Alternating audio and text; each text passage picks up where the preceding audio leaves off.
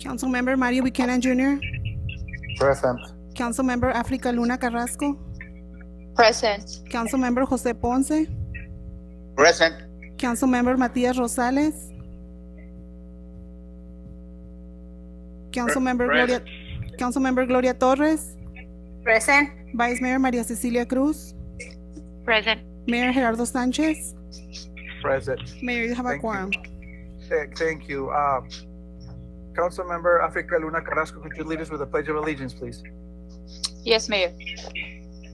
I pledge of allegiance to the flag, To the flag of the United Of States, United of States America, of America and to the and to the republic republic for which it stands, one nation, under God, under God, indivisible, with liberty and justice for all. for all. Thank you. Chief, are you going to do the invocation, please?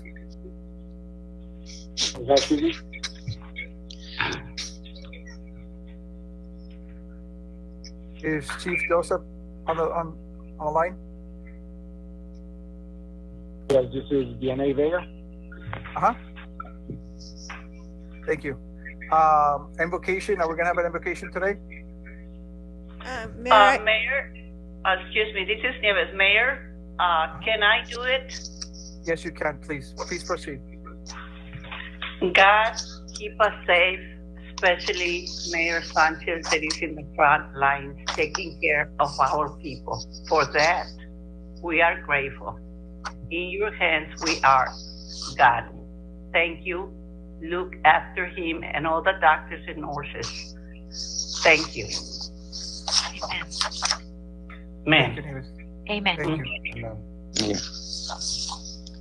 Okay, we're going to go ahead and go with the invocations. We have two proclamations, and Melissa, would you start with item number 4A, please?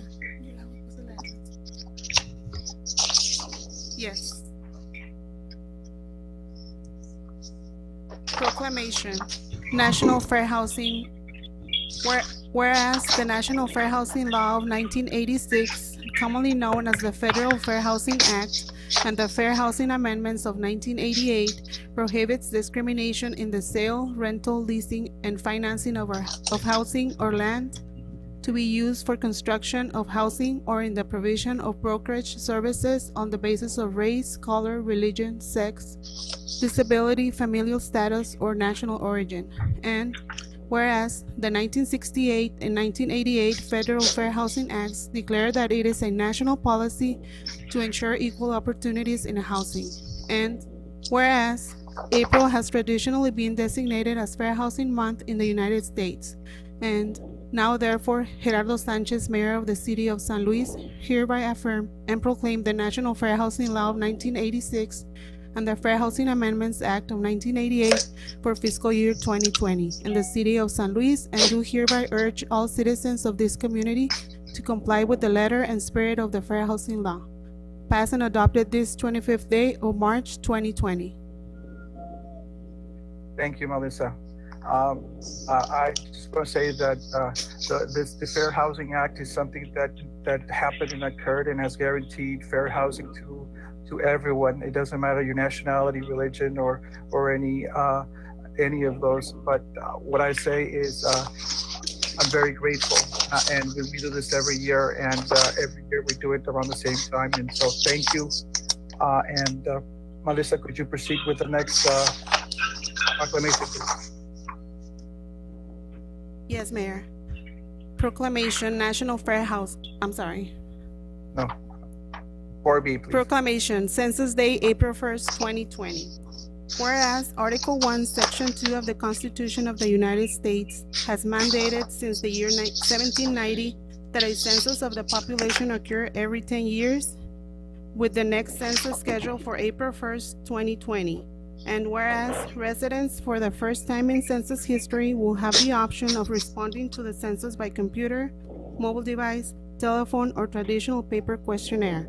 And whereas it is vital that all households in San Luis, Arizona complete and submit a census form, as population numbers are used for determining the allocation of billions of dollars of federal and state funding for programs such as public health, housing assistance, education, and transportation, for fair and accurate redistricting of voting districts. and for determining the number of seats in the U.S. House of Representatives.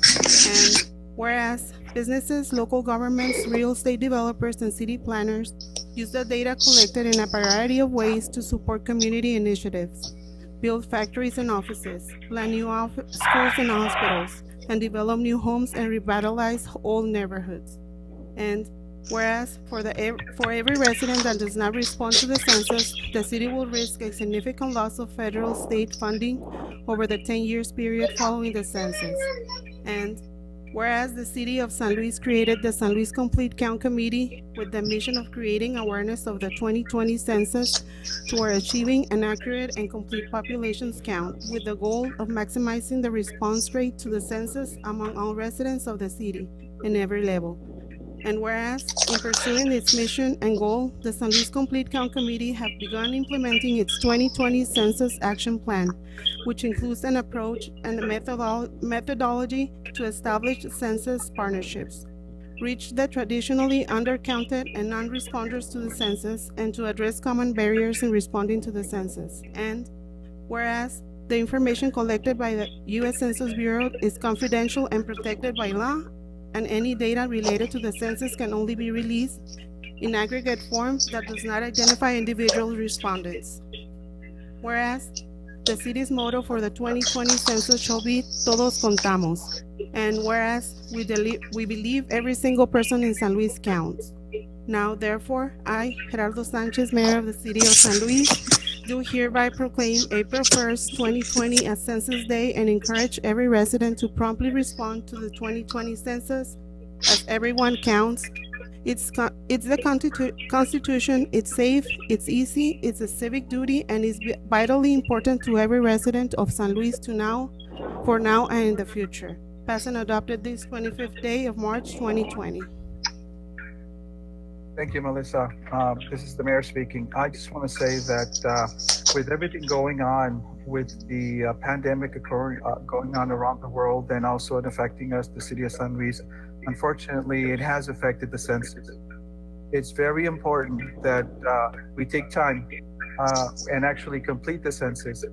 There is no reason not to complete it, one, but now you can do it via phone, via your cellular phone, your computer. We have a lot of options, even on paper. So I'm asking our citizens to take time and finish and actually do the questionnaire. It's not going to take you more than 10, 15 minutes at the most. So I implore that let's show our numbers, because there's a strong possibility a lot of people are not going to do the survey, and that's not good for the city. It's very important because based on the city, based on those numbers, it tells us what our needs for fire, for police, for reduced lunches, for free lunches for our kids at school. So it's very important everyone take time. You should be at home right now. And if you're home, starting April 1st, fill out the survey, please. Help us show our numbers, our true numbers. Thank you, Melissa. We're going to go ahead and go with the consent agenda. All matters are considered routine by the City Council and will be enacted with one motion. If discussion is desired, that item will be removed from the consent agenda and will be considered separately. Minutes, regular council meeting held February 26, 2020, work session held March 04, 2020, special council meeting held March 13, 2020, disbursements from March 1st, 2020 through March 13, 2020, $684,461.71. I will now entertain a motion. Mayor, I move make to- a motion to approve the consent agenda. This is Gloria Torres. Okay, Gloria Torres made the motion. Do I hear a second, please? I second, Councilmember Luna Carrasco. There's a second. There's the motion. There's a second. All those in favor? Aye. Aye. Aye. Aye. All those against? Motion carries. Thank you. We are now going to go into item number 6A, public hearing on and all matters regarding rezoning case number 2020-092 an ordinance number 397, an ordinance of the mayor and city council of the city of San Luis, Arizona, amending the official zoning map of the city of San Luis by changing the zoning classification of 14.4 acres from rural area residential RA-10 to high-density residential R3 for property located west of the 4th Avenue and 1/4 of mile north of Union Street. I will now entertain a motion to go into public hearing, to open public hearing. So Make a moved. motion. There's a motion, Second. there's a second. Second. There's a- There's a motion on the floor. There's a second, second by Councilmember Ponce. All those in favor? Aye. Aye. All those against? Motion carries. It is now open to the public. Jose, could you give us a little information regarding this ordinance for public hearing? Jose? Hold on. Good evening, Mayor, Vice Mayor, council members. This is Jose Guzman with the Planning and Zoning Department. This item is a request by Comité de Bienestar on behalf of the owner to change the zoning of 14.4 acres from RA10 to R3. The property is located on the southwest corner of 4th Avenue and the East Main Canal, right across the street from the Public Works yard. The current zoning of the property is RA10 and only allows for agricultural uses and only one house unit per every 10 acres. The proposed zoning is R3, which allows the maximum density of 20 units per acre. In this case, the maximum number of units allowed will be 288. Based on the conceptual plan that was submitted by the applicant, they're proposing 150 units. The proposed zoning and the use are consistent with the general plan. And this item was presented to the Planning and Zoning Commission on March 10, and they recommended approval. This property is part of a development agreement that was approved by City Council on 2006 by resolution number 675. On the development agreement, the city agreed that if the developer requested to rezone the property to high-density residential, the city will make the change. Based on that resolution, the staff is recommending approval of this rezoning and the approval of ordinance number 397, subject to the conditions mentioned in the staff report. Most of the conditions will be able to be addressed during the subdivision process, and the applicant agree with the conditions. Jose, this is Mayor Sanchez. So were there any objections, or this went through planning and zoning without any problems? Yes, there was no objections or comments. Okay. I'm going to go ahead and ask each individual member if they have a question or concern.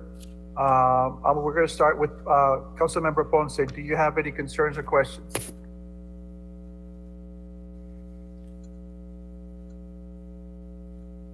Okay.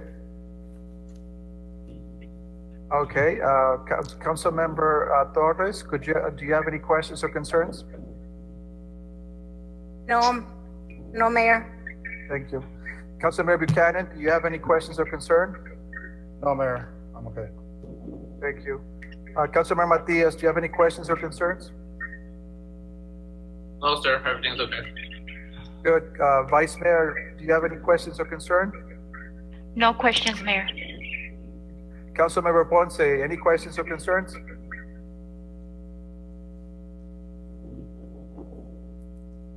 I did not hear it. Okay. Any more from the public? Any questions or concerns from the public? Can you hear me now? See, Ponce, is there any comments or concerns regarding item number 6A? No, sir. Thank you. Anyone from the public, is there any questions or concerns that you might have? Is the Yes, sure. developer? Okay, go ahead. Thank you, Mary. This is Barry Olson on behalf of Comete. Uh-huh.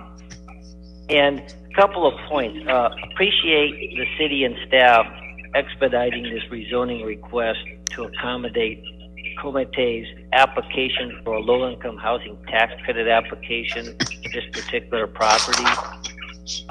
If it's not evident, what we're trying to do here is build approximately 100 low-income housing units that would serve the needs of the city of San Luis.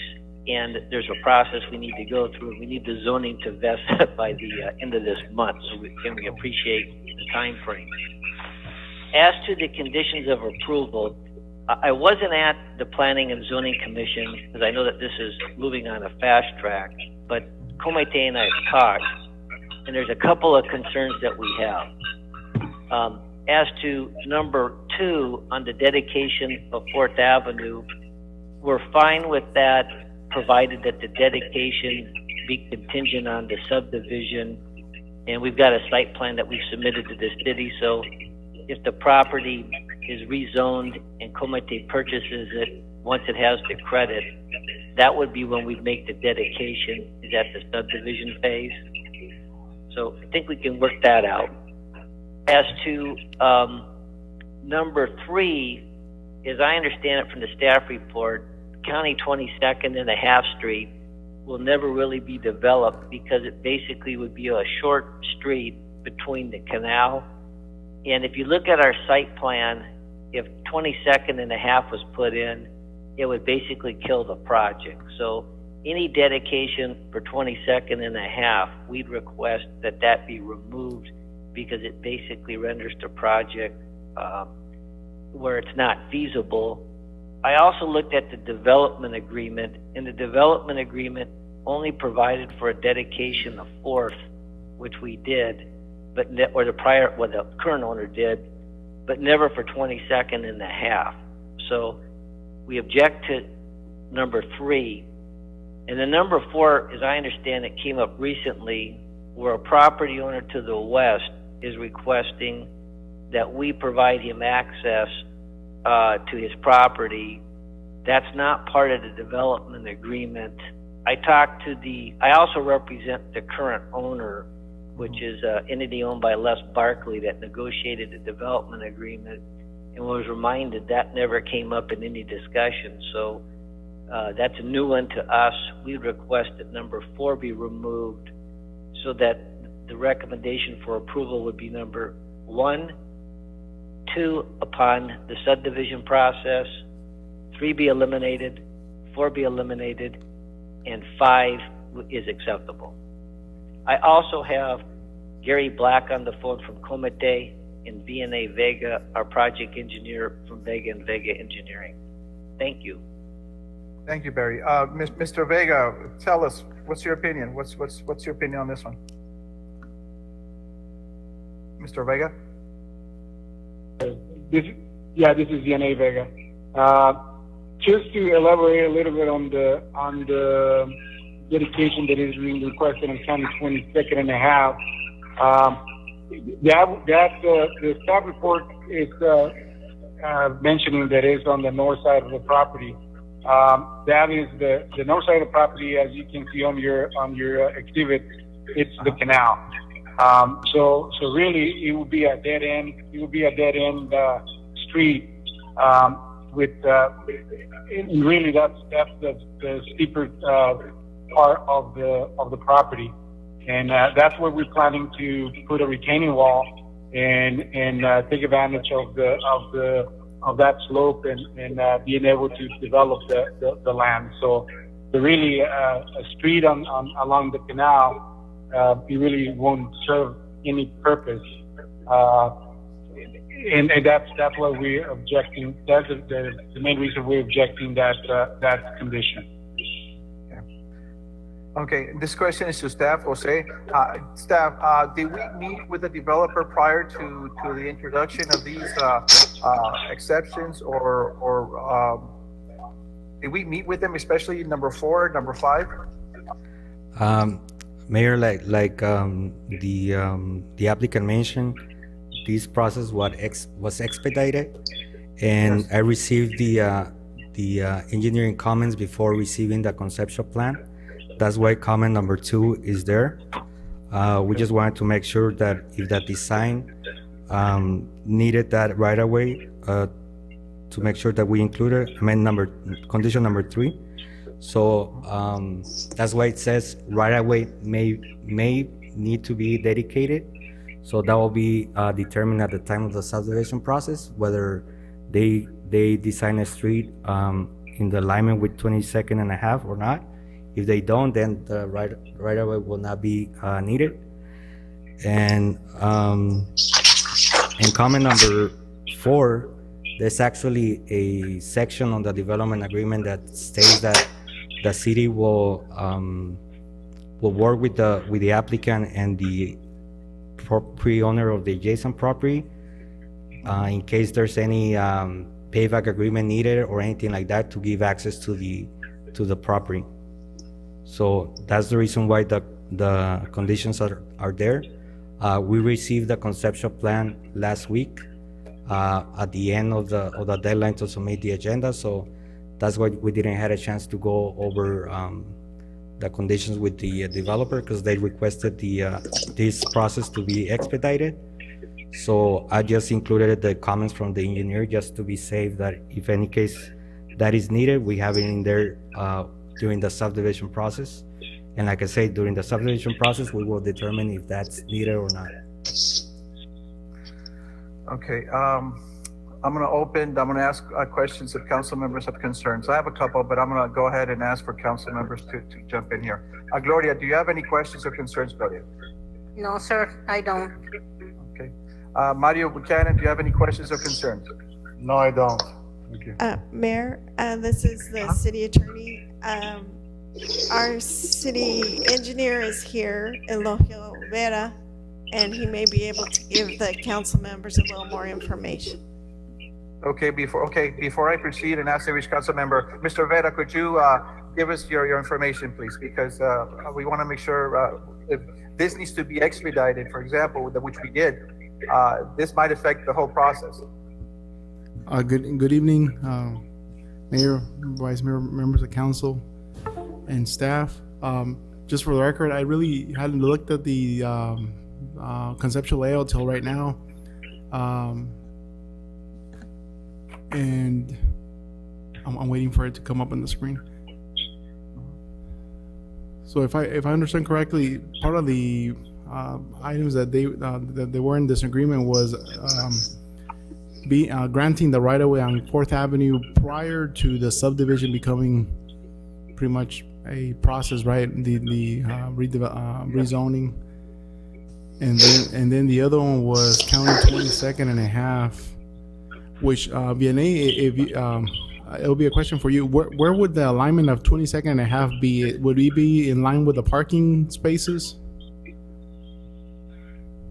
That's correct, Mr. Vera. This is Vianney Vega. The actual alignment of County 22nd and a half.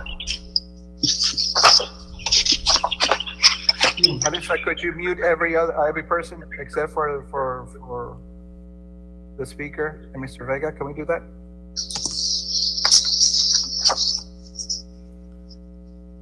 Mr. Vega, what color number are you in? Can you mute them all? Mr. Vega? Yes. Okay, it's color. Yes, I'm here. Okay. Okay, Jose. Okay. You were saying something, Mr. Vega. Please proceed. Yeah. I was answering Mr. Vera's question. That the alignment of County 22nd and a half is the south boundary of the property. That's the actual alignment. That's the midsection line. Okay. So yeah, I think I agree with their request. It would be hard to put in or fit in County 22nd and a half there. But I just from looking at it right now, I do see sort of an issue with the two driveways next to each other. I did talk to the designer about this, just because it's coming up the hill, and sight distance might be an issue. So that's sort of the comments I see just from looking at it right now. We have to definitely analyze that sight distance and visibility coming up that hill. Normally, we would probably require them to try and combine the two driveways into one, but I'm not sure, whether that's an option for them. So yeah, Mr. that's, Vega, this is Mayor Sanchez. Mr. Vega, would that be an option for you? This is Vianney Vega. The reason we have the two axes off of Fourth Avenue, it's because of the density that we're putting on the project. We felt that one street coming in only, it will be saturated with all the traffic from all the units. So what we tried to do is provide an additional entrance for the apartment complex, and then another entrance for the townhouse project that is being proposed. The area where we're proposing those entrances to the property, that land is already you came up the hill already, and it's flat area there.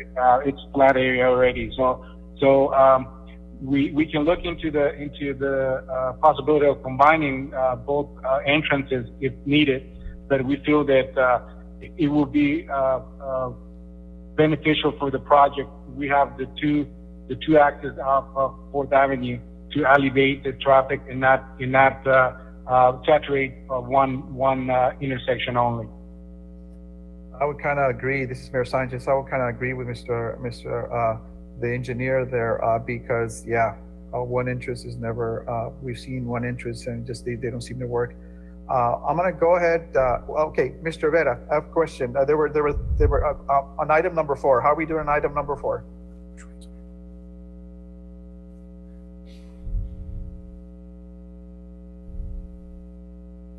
So just for the record, on the previous one, I don't think the idea was to eliminate the driveway. It was really just the way they're proposing the driveway. I think the two driveways are definitely needed for access, but maybe just revisiting the options of what else they could do instead of having the driveways right next to each other. For item number 4.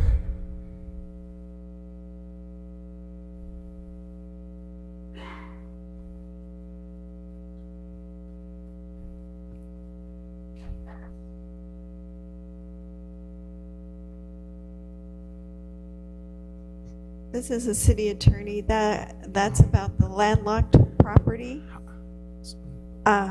It's just a little sliver by the canal. So the only I can't tell how big the parcel is, but we definitely don't want to landlock anybody from the city standpoint. I'm not familiar with the exact wording on the development agreement, but that city really never wants to landlock anybody.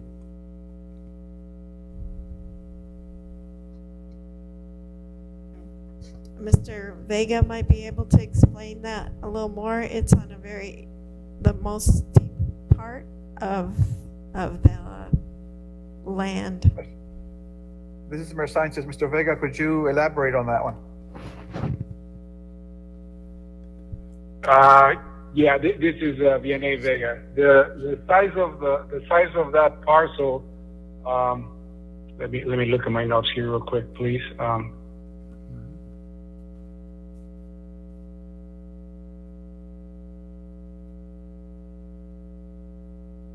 It's 2.7 acres. That's the size of the parcel, and that parcel. There's different ways that it can be accessed. There's another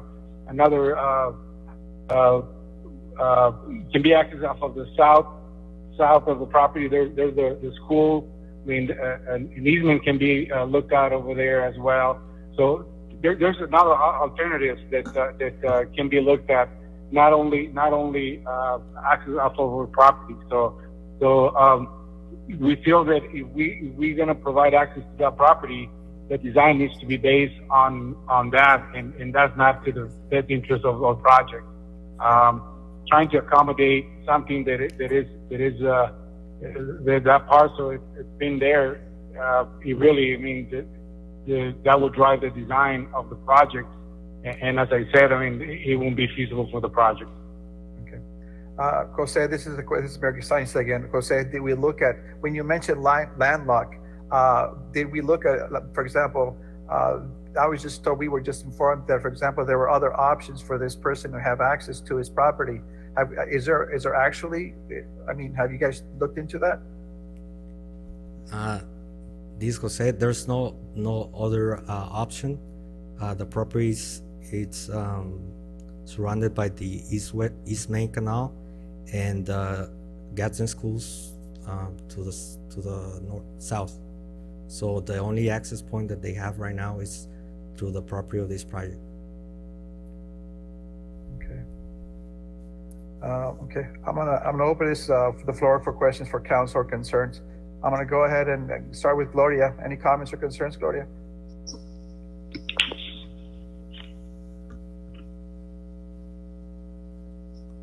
Gloria, any comments? Okay, Mario, any comments? Okay, thank you, Gloria. Mario? Yeah, Councilmember Buchanan here.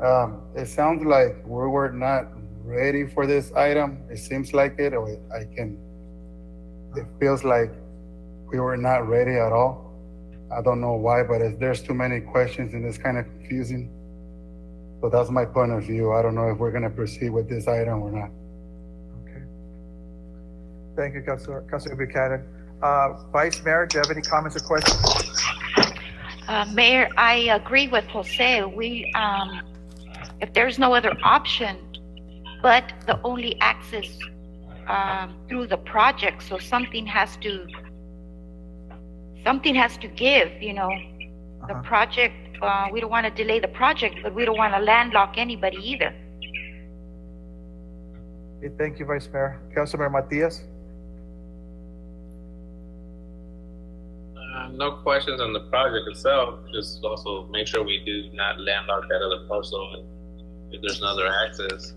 The only other comment I would suggest to the developer, to the engineer, would be to also keep in consideration the future access to the canal as a walkway for the area. I know we're working with our parks director to later on make that a walking path that connects the whole city, so just keep that in mind for the future of that project. Okay, that makes sense. Councilmember Africa Luna Carrasco, comments, questions? I agree with Councilmember Rosales. That's my biggest concern, the future walkway. Mornings and evenings, there's a lot of residents that use the canal bank to exercise, to walk and whatnot. So that's my biggest concern. And I also agree with Councilmember Buchanan. It seems like we're being rushed into this, and I don't want to make a bad. I don't want to delay the project because I know it's needed, but I also don't want to make a decision that will have negative impact in the future. Thank you. That's just my comment. Thank you. Councilmember Ponce, any comments or questions or concerns? Jose Ponce? Jose, any questions or concerns, Jose? Mayor, this is Tadeo. Just to comment on Councilmember Luna Carrasco and Councilmember Buchanan. Can you hear me? Hello? See, Jose, do you have any questions or concerns? Yes. I agree with Councilmember Mario Buchanan. Sounds like we're not ready, and I like to. I hate to see that problems like we had in the past from the Salamos project. So I agree with him. Okay, thank you, Councilmember Ponce. Tadeo, yes. You were saying something. Yes. If I may continue to answer Councilmember Buchanan, Luna's, and Ponce's concern about this being not ready. It is ready, as it was requested by the developer to be expedited 2 weeks before the Planning and Zoning Commission. So we're trying to be developer friendly. So we have to assure that the city is protected, they are protected, and we iron out all the details through the zoning process. So it's not that it is not ready. That's hence the condition on the request from staff. Now, this is Mayor Sanchez. Thank you, Tadeo. I have a quick question, Jose. Let's say, for example, my biggest concern is that this project not be approved. The reason being is because like the economy as it is right now will most likely be different in a month or so. And I want to make sure that, what is the deadline? Barry, this question is for you, Barry. I know we were trying to expedite this, but how does it affect if we delay it?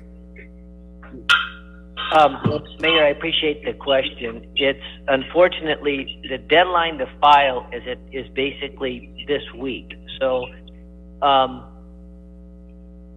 so if we don't get the zoning approved tonight, and Gary can chime in here, then we probably our project is dead for this year, which would be really detrimental to Comité and San Luis. So it seems like the big issues here are not landlocking the neighbor.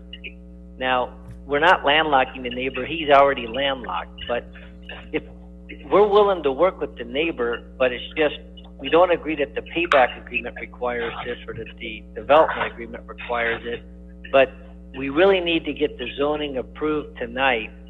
Otherwise, we can't proceed forward. That's the problem. And then it looks like on, the canal issue, I don't see as being a problem because we are not going to impact the canal. That's a different right of way that we can't touch.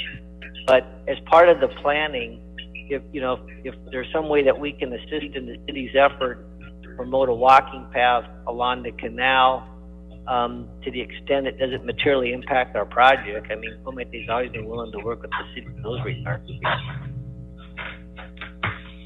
Mr. President, this is Gary. Can you hear me? Yes, Gary, proceed. Yeah, I just wanted to say a couple of words to reinforce what Barry just said. Basically, if we don't get the zoning approved, then the project is it won't be. I wouldn't even submit the application because that's one of the requirements. But this is a fast pace, and I respect what Jose and the city staff have done to help the project because we've tried other areas to bring this into the city, and this is one location that came about at all of the needed requirements as far as the Arizona Department of Housing is concerned to establish a 100-unit apartment complex and bring into the city approximately the project sizes of approximately $22 million. And we have no qualms about helping the neighbors or doing that. We would like to do the project, but if the city does not allow this zoning to go through the night, the project's dead, and we would have to move forward maybe next year on it. So that is a request. Jose understood it from the beginning. Jose and I, Guzman, talked about this, and we're just reluctant. And a lot of these issues will be resolved once we go into the construction phase. The city still has the power and the ability to impose certain restrictions and right-of-ways and whatever the city wants. We have no problem with the walking path over the canal. I think it's great. Matter of fact, in our secondary plan, these are high-end townhomes that will be along there, so perfect. There's a lot of good need to this. I think we just got to get over the hump. And I think Barry recognized that he understands the development agreement.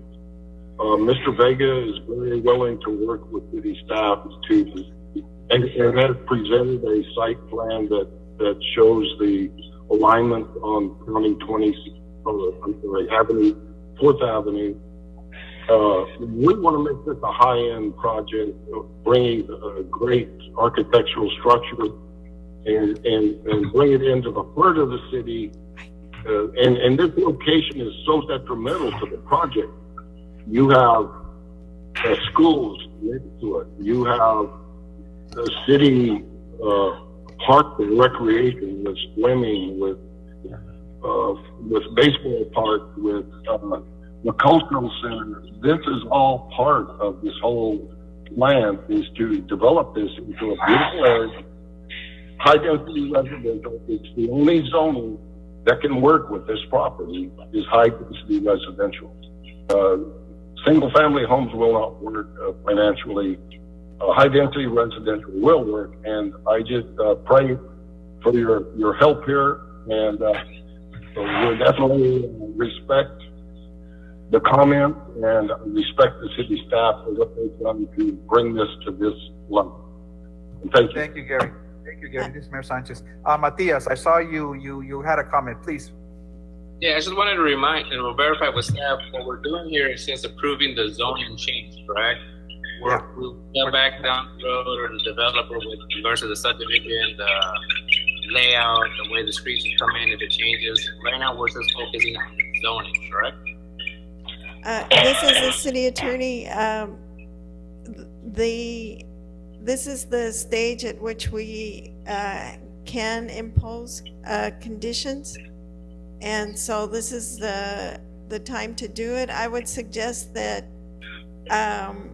council approve with staff's conditions, and then we can, because the developers have deadlines with their funding sources, and then we can come to a separate development agreement if the conditions as written are a real barrier for them to get going.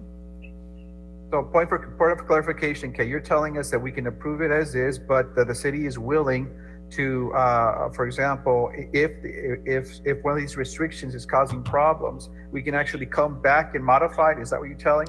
Yes, we could come back to council. I, for one, never heard there were objections. These objections didn't come up at planning and zoning, and I believe that both planning and zoning and the city engineer were caught off guard with the objections just right now in the meeting.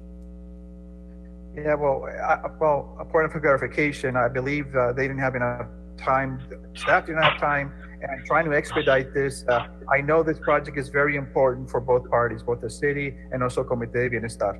And the thing is, I'm pretty sure what I'm getting is that council is in agreement in trying to help this process going. But Barry, would there be a problem if what Kate just said? No, we can work around that. We just wanted to, sort of express this so that everybody had a full picture of where we were at. But as you can tell, the most important thing for us is to get this approved. If it gets approved with the conditions, we'll work through those with staff as we always have, and enjoy the city's continued support.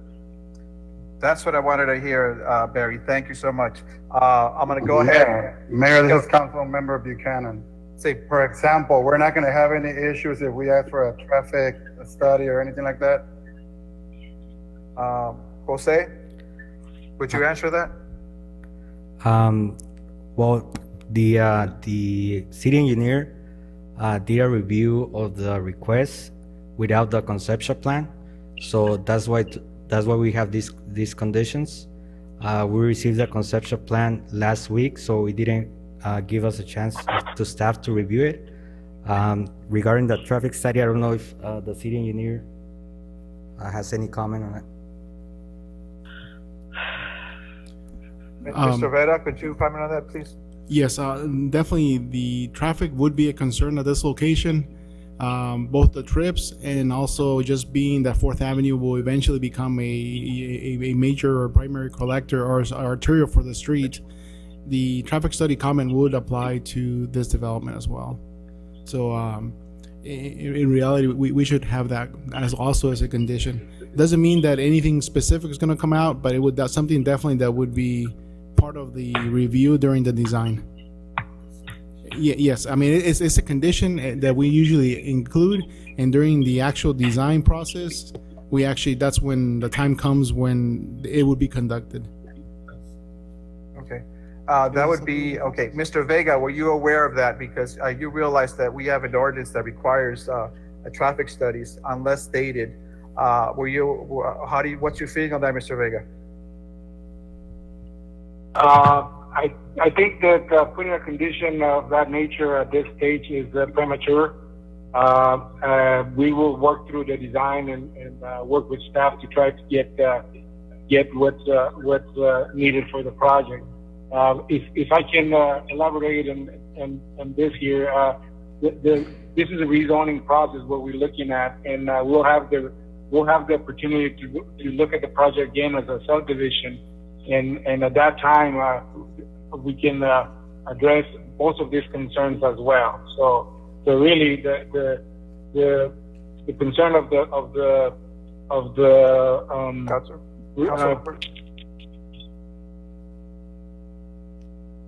Okay, Mr. Vega, thank you. So Mr. Vera, what's your opinion on this?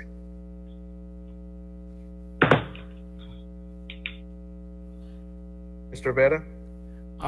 Yes, Mayor, this is Eulogio Vera. So I agree with Vianney. Right now, it's premature to determine whether improvements from a traffic study will be needed or not. But I think, just to clarify to Mr.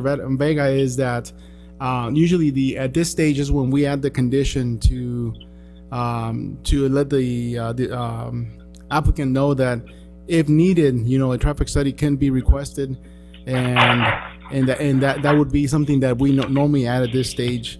During the subdivision process, during the design, we can determine how much of it's needed depending on what's proposed. But yes, again, I recommend that the traffic study condition or option to do one is included at this time. With an emphasis if needed. That's right, and that's really part of our regulations. It's the city has the option to require one if we think it's necessary, and this usually we've been consistent in adding at this stage. Okay. I think yes. Barry? Mr. Mayor, this is Black, and I don't think we have a condition on that. We understand we're bringing high density into the middle of Santa Luz, which we think is a good thing. So a traffic study is not a problem with me at this point. Okay. Thank you, Gary. Really appreciate that. That really helps us. Yeah, it's part of our ordinance, and it's something we have to actually consider. And council has been very adamant about adding that requirement because of the traffic situation San Luis is facing right now. So thank you, Gary. That really helps. So you would not have the objection. Go ahead. Gary, go ahead. I'm sorry, Mayor, I agree totally. I understand the traffic issues in Santa Luis, and I hope that we all get those improved. But we have no problem with the traffic study, none. Thank you. Councilmember Buchanan, are you any more questions regarding that topic?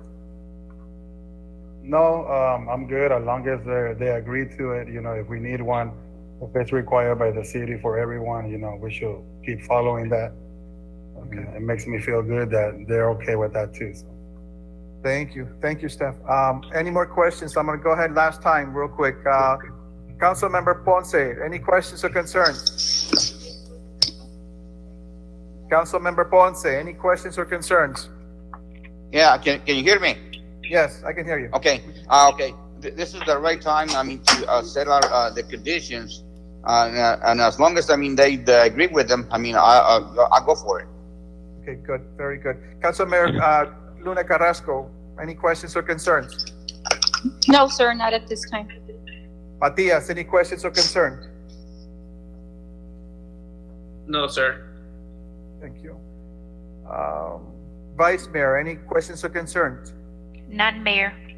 Thank you. Gloria Torres, any questions or concerns? None, Mayor. Thank you. Anyone from the public, questions or concerns at this point in time?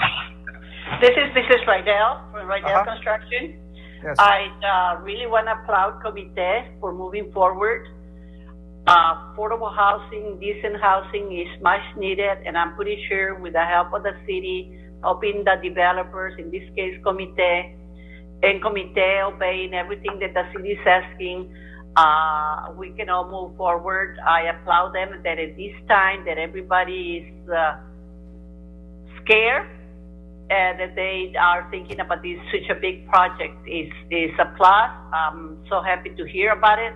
I haven't heard about it, but any way, shape, or form that we can help, we are here. And congratulations, Gary and company. Good job. Thank you, Ms. Riddell. If there's any more questions or concerns, so could you?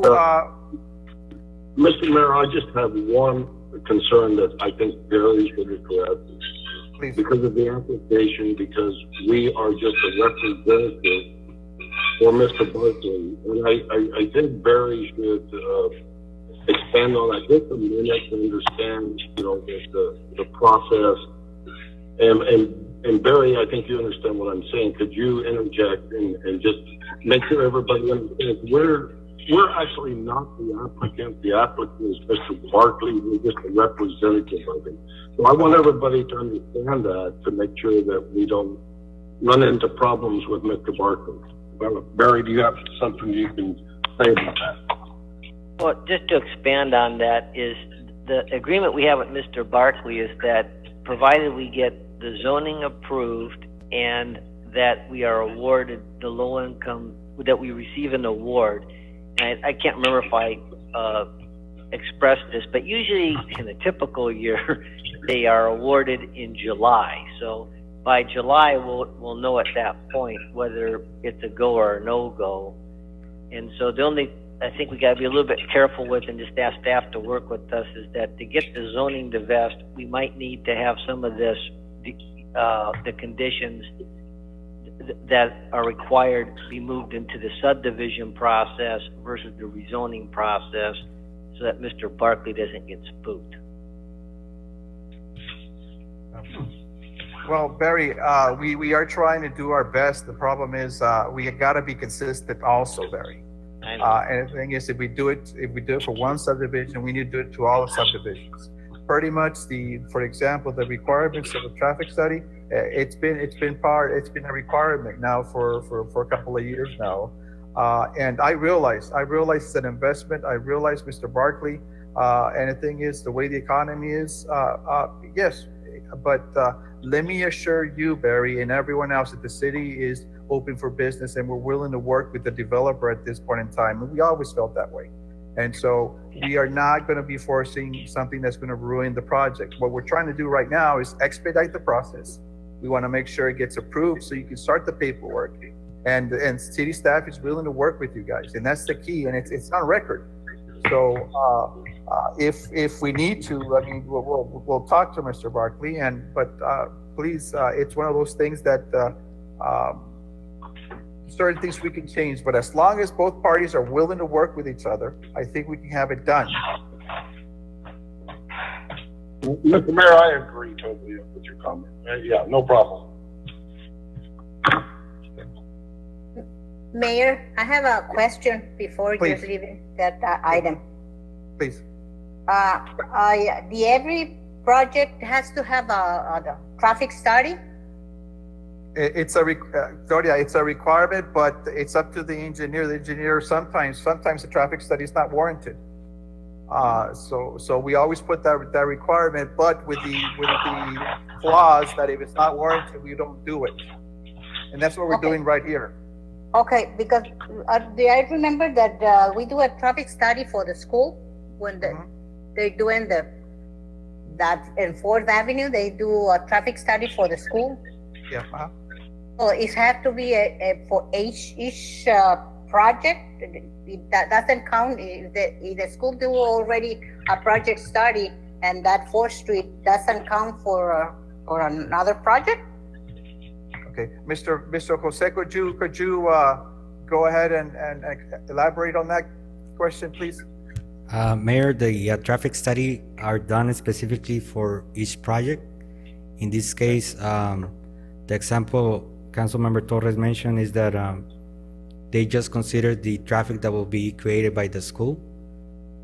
So if another project comes in that same area, the project will require the traffic study, and that traffic study will only take in consideration the traffic that the new project will create.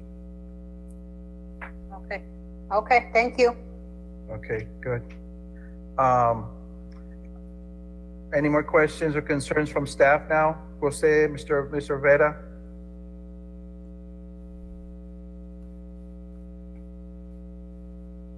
No comments. No. Okay. Mayor, Kay, do we have the wording, Kay, Jose, regard for this? Because the wording of, we have to put in the if required, the traffic study needs to be included in that. yes, I'll recite a motion when we get there. We're, with this virtual meeting, we invited the public to email us. And so we're going to recess the public hearing and bring it back just in case people are trying to email now. I don't think Melissa has received any. No, okay, we have not received any comments from the public. And so at this point, we're just recessing the hearing, and then the next motion is to read the ordinance by title only. So we get those pieces done. And then at the end of the meeting, we'll continue the public hearing and then do the motion. And I'll recite a proposed motion at that point. Well, point of clarification, Kay, so you're telling us we need a motion to continue or recess the public hearing? Correct. Instead of closing it, we're going to go ahead and recess, and still we still have to move to approve reading ordinance. That's what you're saying? Yes, we'll get the reading of the ordinance by title only done at this point.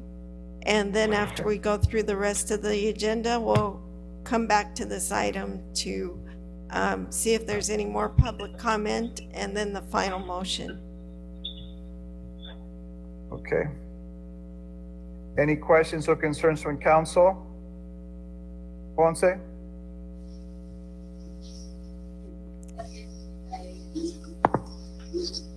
Mr. Ponce, do you have any questions or concerns?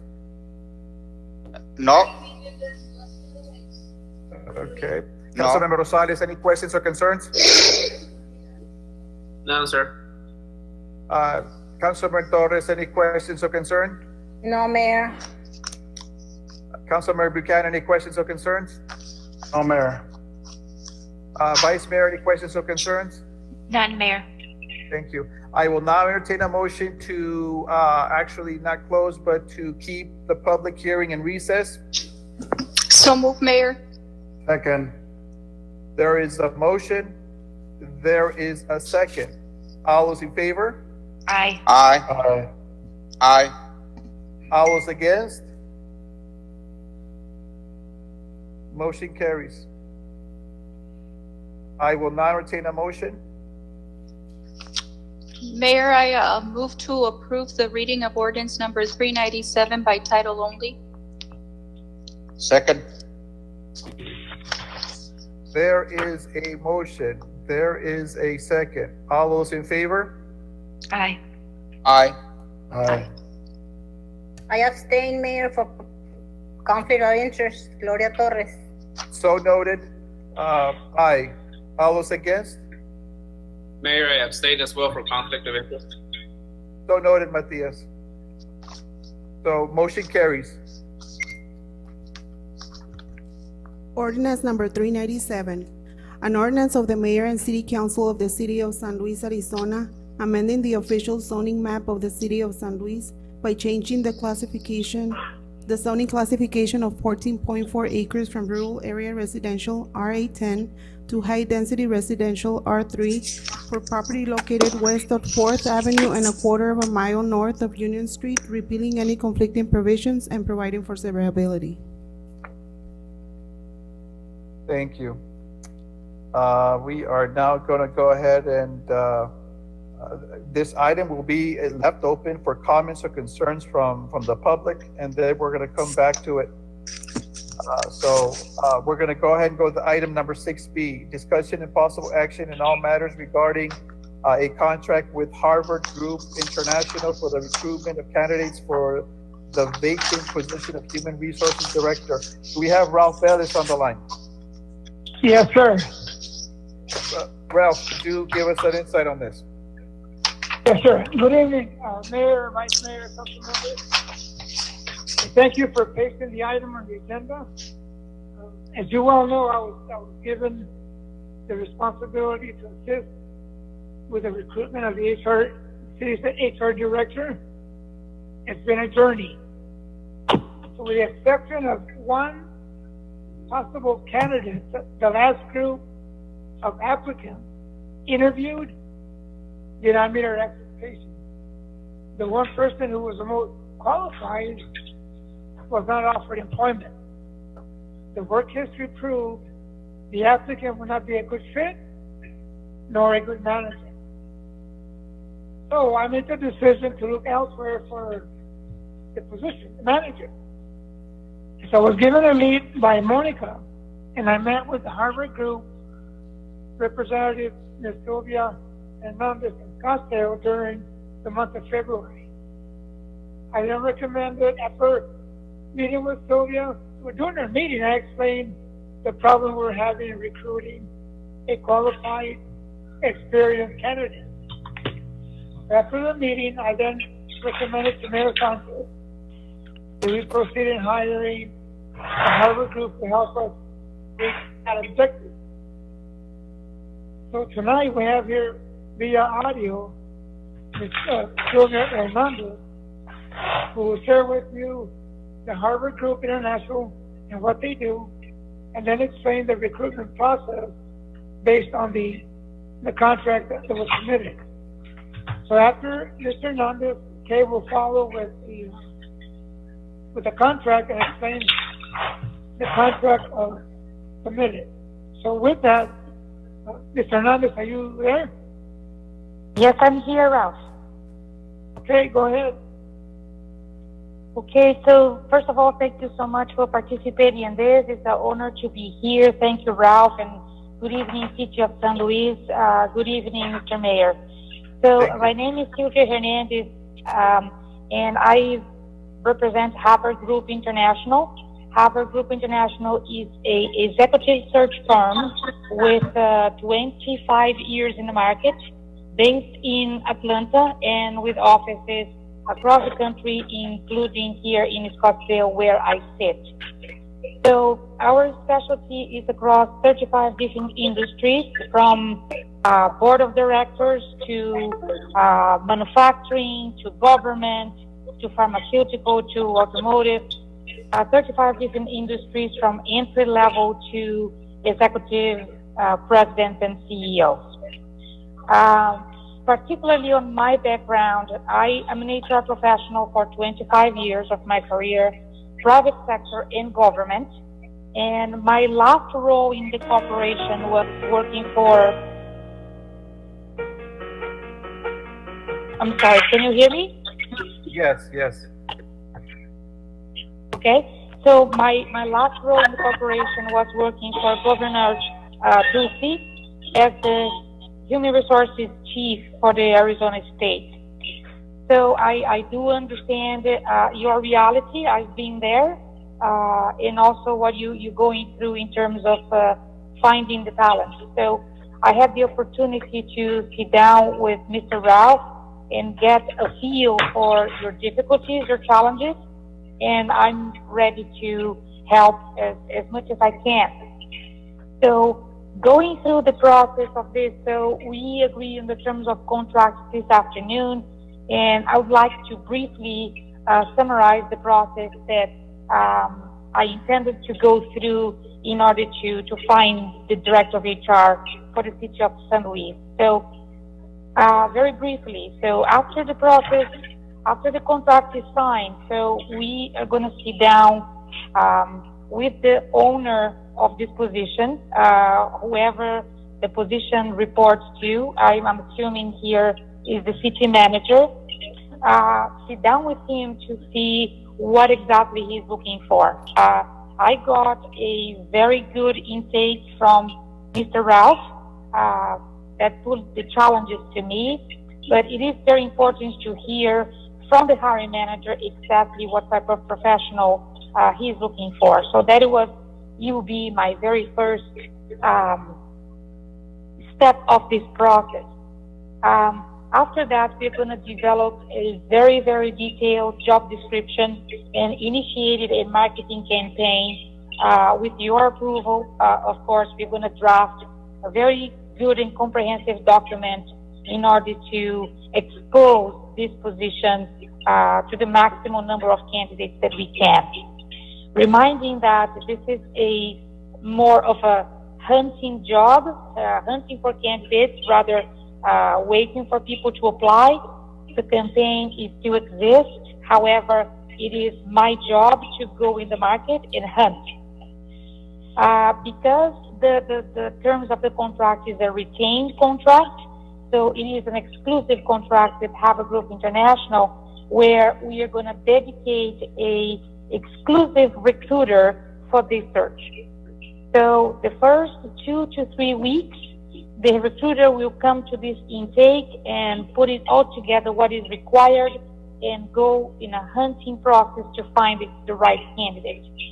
They're going to interview, they're going to qualify, they're going to see if the person is motivated to accept this job, and then comes to me as a owner of the search, as a managing director, for a different filter. And the filter will be according to what the hiring manager, in this case, the city of manager, wants to pursue. Once we go in the market, so we have about 30 business days in order to provide the first slate of candidates to city of San Luis, which will be 3 to 5 best-in-class candidates, all vetted for your interview and your approval. After passing your screening process, will come back to me to validate once more if the candidate is still interested in the job, and then we may or may not offer a job or a position for this candidate. Meanwhile, we are going to have weekly calls with the hiring manager and all the parties that want to participate and touch base on how things are going. I would advise that we start this on the 3rd week, because at this point I will have collected and interview a bunch of candidates to propose. So we will be touching base to see if there is any adjustments we need to do on the process. So once I present those and they are interviewed, once City of St. Louis chooses one candidate, I can act on your behalf to present the offer letter and negotiate the salary as fit, and any other negotiation that needs to be done. And then if the candidate accepts the offer, we close the process on the candidate side. One of the services that we offer after that, it is the background check, and also all the marketing campaign afterwards, closing the position, which gives you a candidate that is absolutely vetted in terms of education, references, and criminal background checks in the state of Arizona. So that is, in a nutshell, what the process will entail. So I'm here to answer any questions you may have at this point.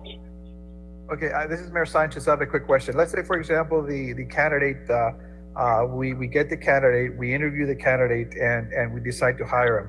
and let's say, for example, the candidate decides to leave in a month or two, and what happens then? I mean, if there is such a thing, for example. Yes, there is a clause in the contract. There is a language in the contract that says Harvard Group International will provide the replacement guarantee if the candidate leaves in the first 6 months of employment. Okay. So if that happens, the replacement will be done with absolutely no cost. But if there is any cost additional to the first search, then we will be charged. But normally that doesn't happen. So I would say at no cost for the first 6 months. Okay, so that was my question. Okay, what I'm going to do is I'm now going to open it up to the floor to council members. I'm going to go individually. Council Member Gloria Torres, do you have any questions or concerns?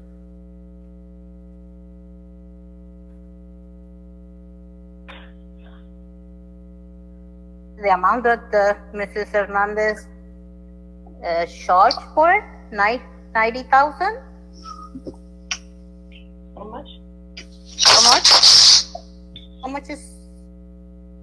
Did you hear me? Yeah, Ralph, there was a question regarding the fee.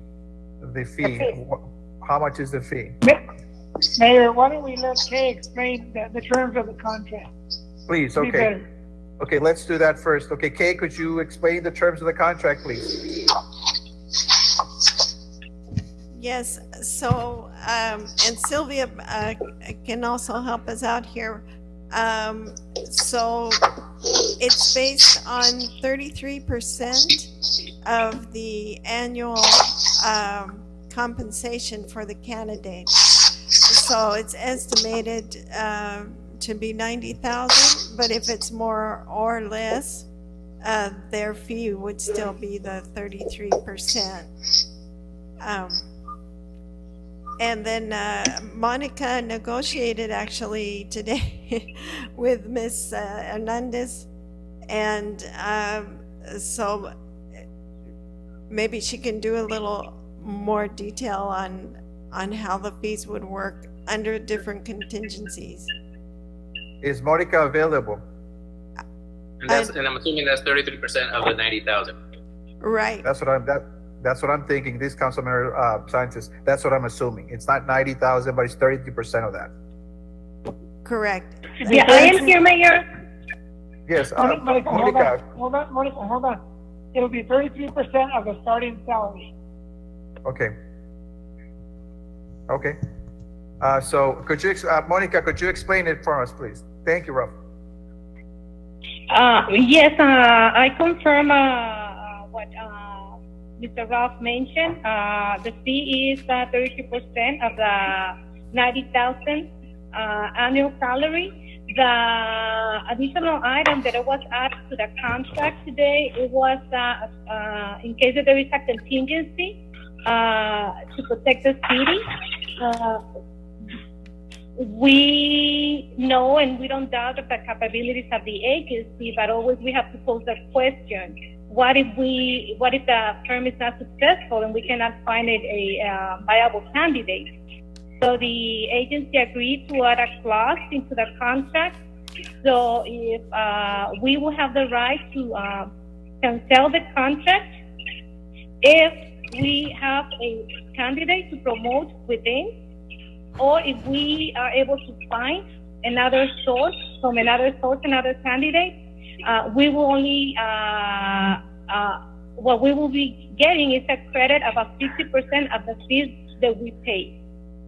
Okay. Thank you, Monica.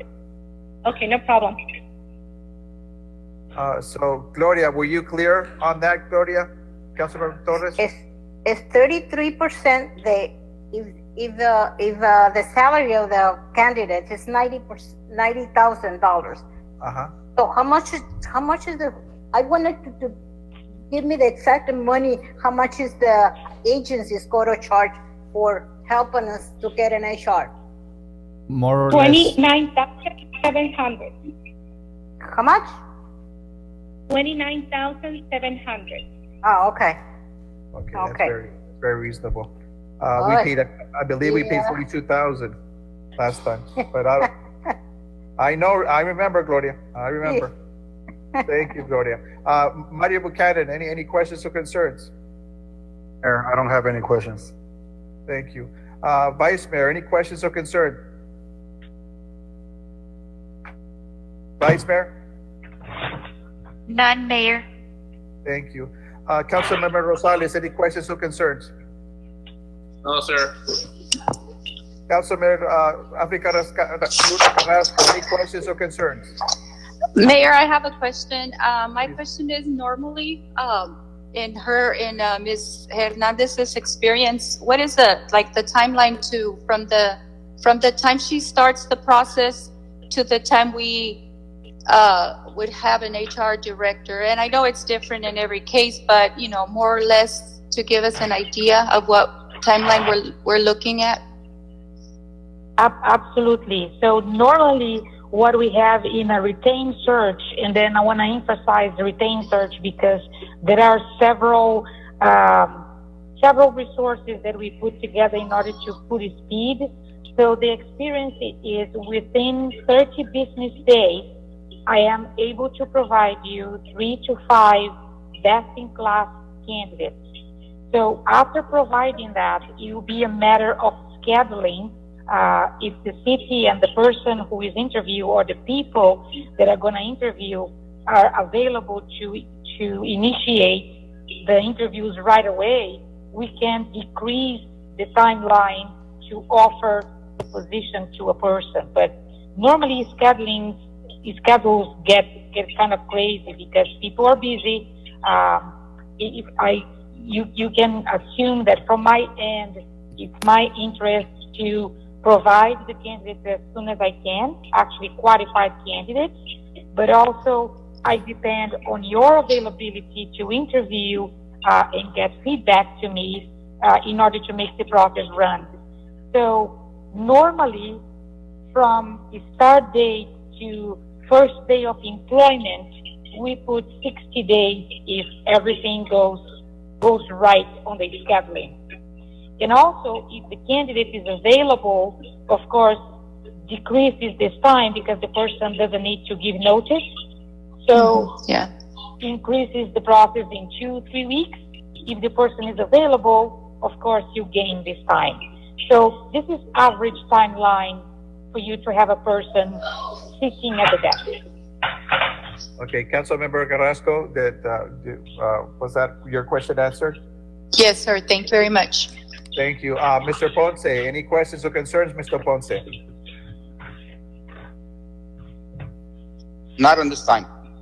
Thank you. I've asked everyone, any other comments from staff at this point in time? Mayor, I have a question for Mr. Hernandez. Yes, please. Ralph. Given the virus issue, you foresee any delays in the recruitment? No, I don't, Ralph. No, not at all. So I am in full speed working. As soon as we put this, the signature ready to go, so my recruiter is already in line. So we are in full capacity working. So there's no impairments from my end. All right. Thank you. Thank you, Ralph. If there's no more questions or concerns at this point in time, I will now entertain a motion. Mayor, this is Councilmember Torres. I move to approve negotiation with the Harbor Group International to recruit candidates for the vacant Director of HR position. Second. There's a motion on the floor. There is a second. All those in favor? Aye. Aye. All those against? Motion carries. Thank you. Mayor, if I may, this is Melissa. Who seconded the Yes. motion? I think it was Ponce. Okay, thank you. Thank you. We're going to go with item number 6C. I'm going to go ahead and read it, and Jenny Torres, our Economic Development Manager, has a comment regarding this next item.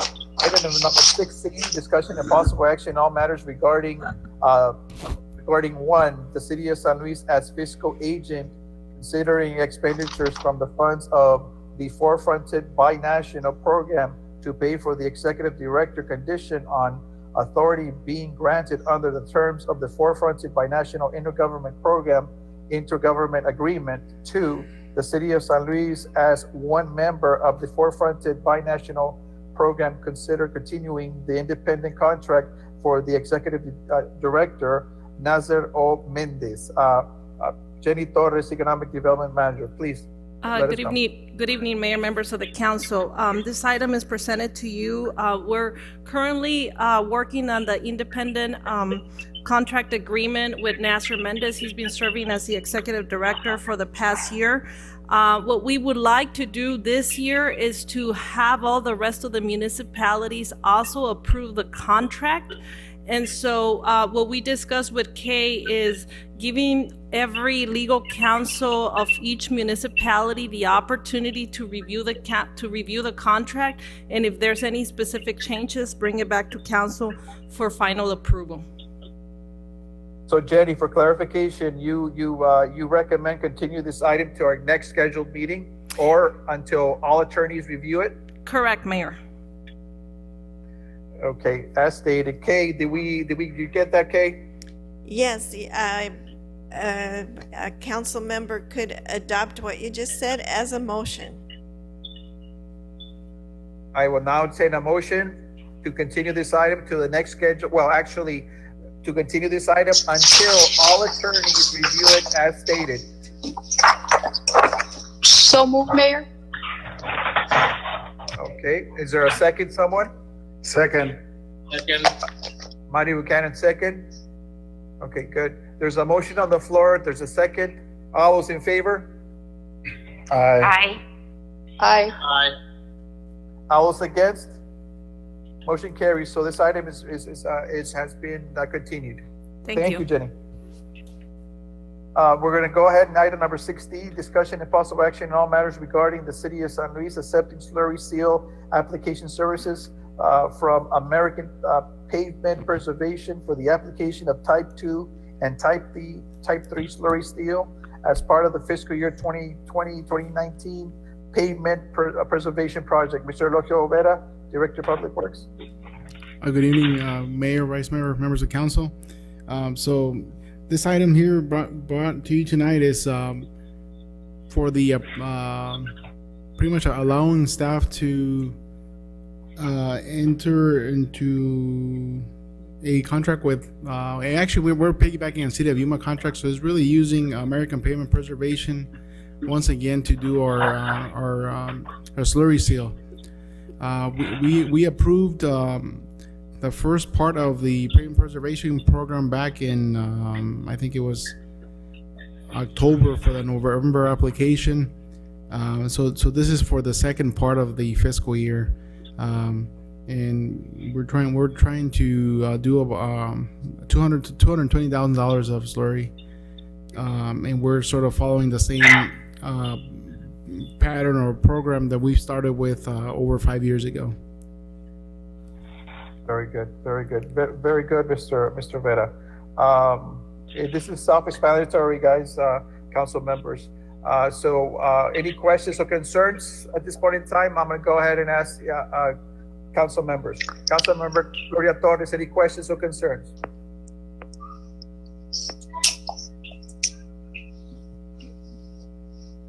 Any questions or concerns, Gloria? No, Mayor. Thank you. Mario Buchanan, any questions or concerns? No, Mayor, no questions. Thank you. Vice Mayor, any questions or concerns? No questions, Mayor. Thank you. Councilmember Matias, any questions or concerns? No, sir. Africa Luna Carrasco, any questions or concerns? No, sir. Jose Ponce, any questions or concerns? No, sir. Thank you. I will now entertain a motion. Mayor, Mayor. I would like to make a motion. This is Vice Mayor Cruz. I move to approve the purchase of slurry seal application service through American Pavement Preservations for $220,000. Second. There's a motion on the floor. There's a second by Councilmember Ponce. All those in favor? Aye. Aye. Aye. All those against? Motion carries. Thank you, Mr. Vera. We're going to go with item number 6F, discussion and possible action on matters regarding order number 2020-8, an order of the Mayor of the City Council of the City of San Luis, Arizona, authorizing and directing the entering into intergovernment agreement with the City of Yuma, Arizona for engineering support services. Mr. Tadeo de la Hoya, please. Or is Mayor, it Mr. Vera? Mayor, if I may, this is Yes, Melissa. please. You skipped item number 6E. The one you're reading is for Tadeo. Okay, so noted. Thank you, Melissa. You're We're gonna go ahead, before we proceed with item number 6F, we're gonna go with item number 6E. Discussing the possible action on matters regarding the design contract for James Davy and Associates for the roadway paving project of Los Portales in Alamo. Mr. Elogio Vera. Good evening, Mayor, Vice Mayor, members of council. So this item is for the design of the repaving of the streets that need repaving in Los Alamos, Los Portales del Alamo. This is a project we've been trying to get, move forward for a few years now, and it really what it is these are the worst streets that the city of San Luis has. We've been doing repair and preservation throughout the city, and these streets we haven't touched really. We've been doing some pothole patching, but really all these streets really need repaving. So what the James Davy and Associates, what they will do, they will survey the area, identify the areas that need repair, and we would move forward with the repairs and hire a contractor to do the repaving. And what the plan is for now is once we get the design and we go to bid, we would be doing about half of the streets that need to be repaired. Maybe a little bit less, maybe a little bit more, depending on how the bids come in. But at least that will give us a very good start on getting all these bad streets repaved.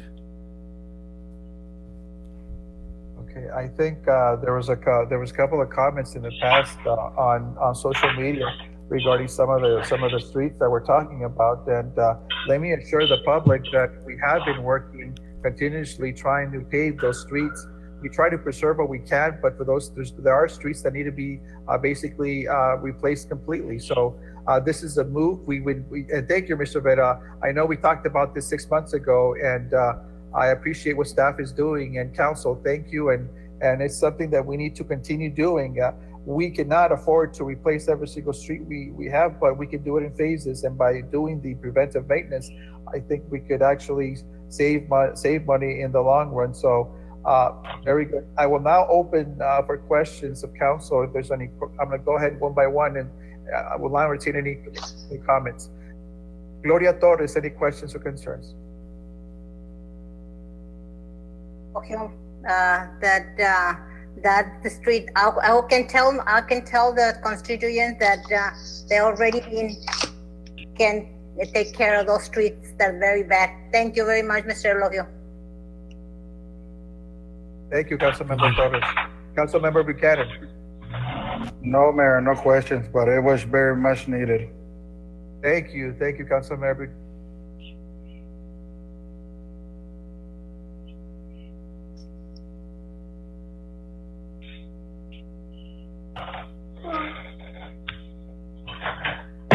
Did I not?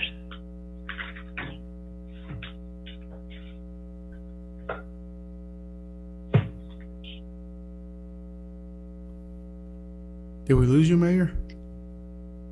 Did we lose you? Yeah. Mayor, are you okay? Hello? Hello? I believe. I think we're all on here, but we may have lost. This the is feed to Melissa. the, I believe chamber. Mayor Sanchez is offline. Vice Mayor? Okay, I will continue asking. I think he left off at Gloria, Mario has been asked. How about Councilmember Ponce? Do you have any questions or concerns? No, ma'am. Thank you. How about Africa? Councilmember Africa, do you have any questions? No questions. Excuse me, Vice Mayor. No questions. Just happy that we're looking into fixing those streets that have been overlooked for many years, and it's a great project. Thank you to all city employees and all other personnel that are working on this project. Thank you. Councilmember Matias Rosales, any questions, concerns?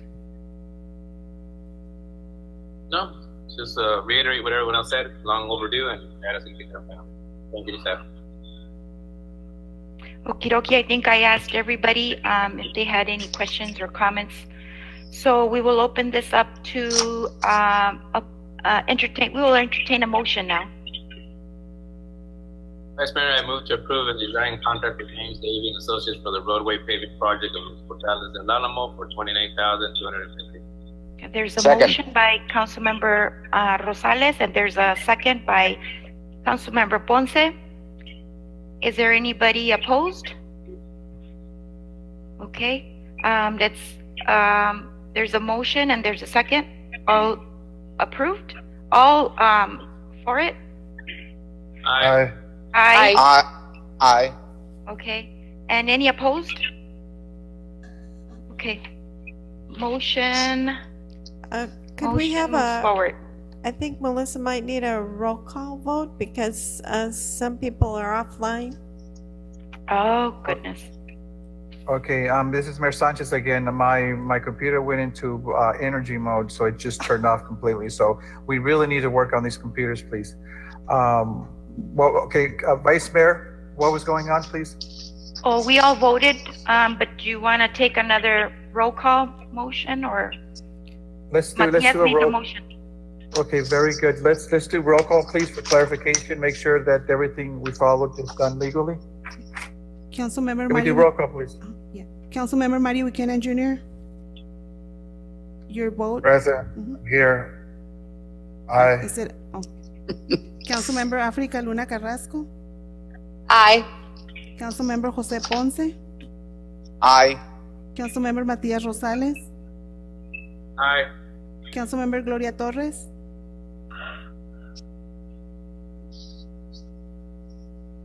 Gloria, unmute, please. She's offline now. Councilmember, Vice Mayor Maria Cecilia Cruz. Aye. Mayor Gerardo Sanchez. Aye. Mayor, motion carries. Thank you so much. I appreciate it. Make sure that we have Mrs. Torres on the line. Okay.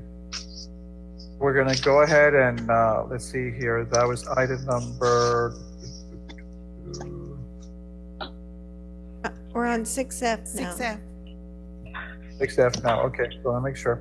Okay, we're gonna go with item number 6F, discussion and possible action in all matters regarding order number 2020-H, an order of the mayor and city council of the city of San Luis, Arizona, authorizing and directing the entering into intergovernmental agreement with the city of San Luis, with the city of Yuma for clarification, Arizona for engineering support services. Mr. Tadeo de la Hoya, please. Mayor, Vice Mayor, council members. 2 weeks ago, I approached Mr. Phil Rodriguez, city manager for the city of Yuma, to help us out during, as you know, we have anticipated an actual employment vacancies with the city of San Luis, and we need help for engineering services. Last week at their March 18 meeting, they approved the attached meeting, and they will be helping us out if you approve the agreement with planning and engineering items, which may include but not limited to subdivision, capital project, and own encroachment permit plan submittals, traffic control plans, plats, and legal descriptions and exhibits.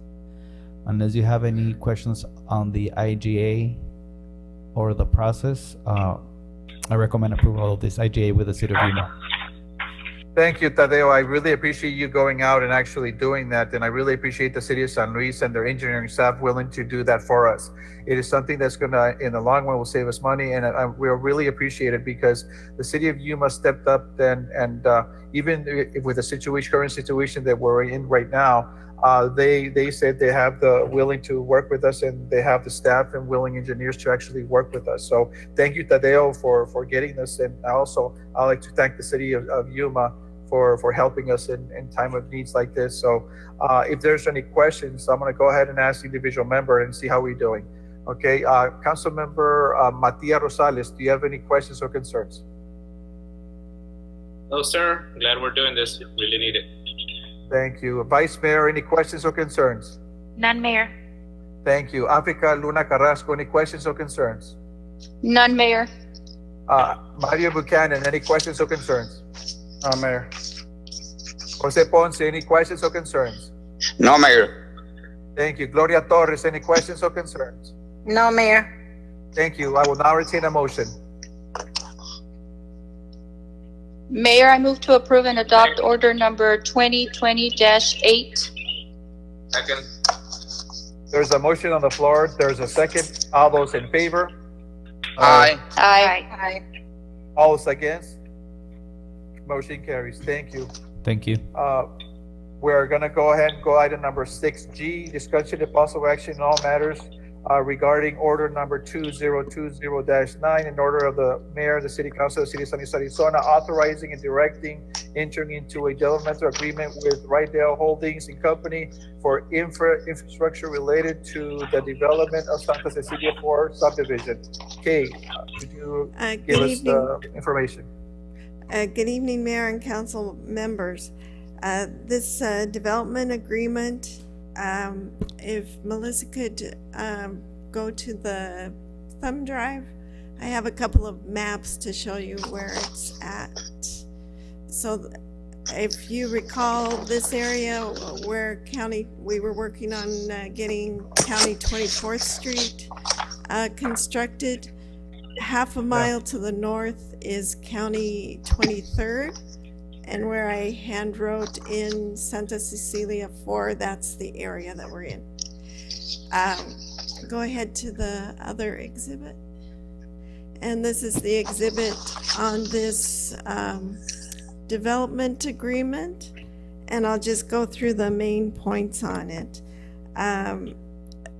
The traffic study for Santa Cecilia 4, which is towards the left of the screen, required that an off-site road go all the way to Avenue E, which was 23rd and a half, County 23rd and a half Street.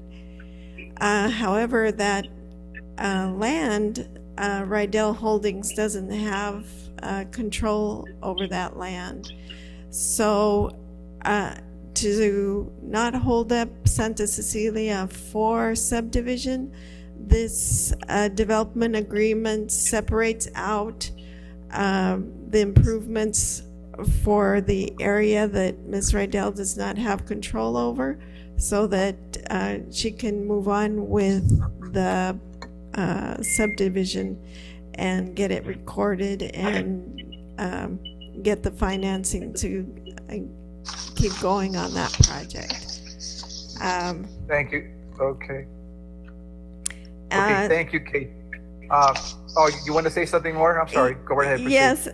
So the plan is that the city will condemn the land that she does not own, but that the developer will pay for it and then get a payback ordinance so that as that area develops, both the state land to the north, if that ever develops, and Border Ranches 2, LLC, I think it should say rather than AZ, once that develops, they would pay back for the condemnation costs. I think that's the basics of the agreement.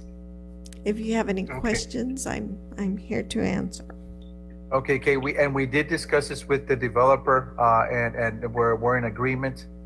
Yes, actually, I delegated it to Glenn to work with their attorney, Art Villarreal, and it's all agreed to.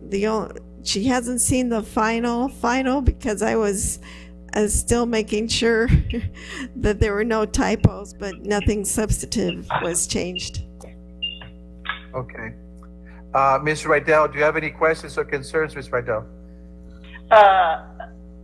No, Mr. Mayor, only that I want to make sure that we're not only paying for the right-of-way land, we're paying for the road, and I'm very grateful that we're working together with the city. So when that land becomes, when somebody develops, we will have an agreement for us to get some of the costs back. But we're pretty happy the way it went, and I thank Glenn and Kay for working with my lawyer, and I'm very happy. We're 30% already in that subdivision. Kay, you did receive the letter of assurance from my bank already. We have, thank God, our finances online. We got funded, so all we need is to record the subdivision. Looking forward to keep looking and looking at new projects and keep working with all of you. Thank you so much. We're all in this together, and I think working together, we can really do great things for the city that I'm pretty sure all of us care about. Thank you, Mr. Rydell. I really appreciate that. Thank you. I'm going to go ahead now. I'm going to open the floor to council members and see if they have comments or concerns. Vice Mayor, do you have any comments or concerns, Vice Mayor? No comments or concerns, Mayor. Thank you. Matia Rosales, any comments or concerns? Matias? No comments. Thank you. Africa Luna Carrasco, council member, do you have any concerns? No comments. Thank you. Jose Ponce, do you have any concerns? No comments, Mayor. Thank you. Mario Buchanan, do you have any comments or concerns? No, Mayor, no comments, and thank you, Ms. Rydell. Thank Gloria Torres, any comments or concerns? No, Mayor, no comment. Thank you. If there's any more comments or concerns, I'm going to go ahead and entertain a motion at this point in time.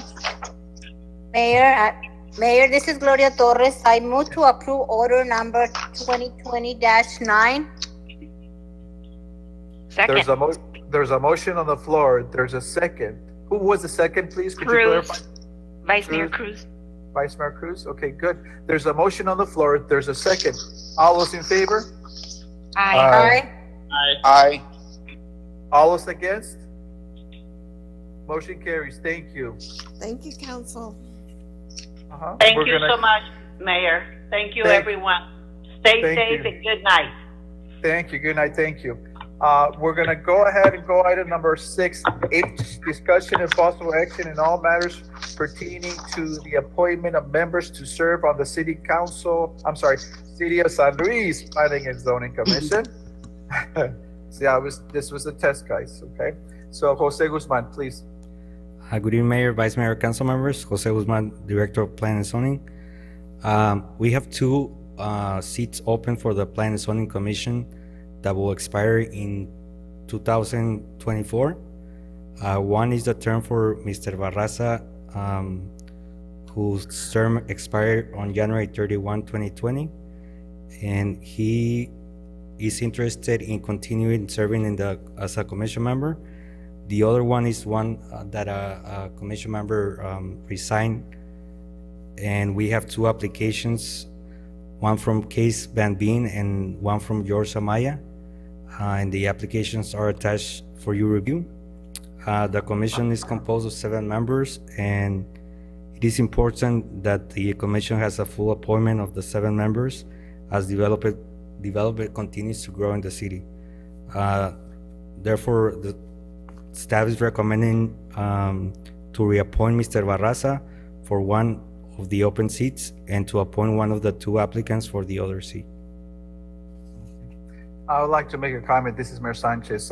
I believe, okay, Jose, what were the 2 members? What were the names of the 2 candidates?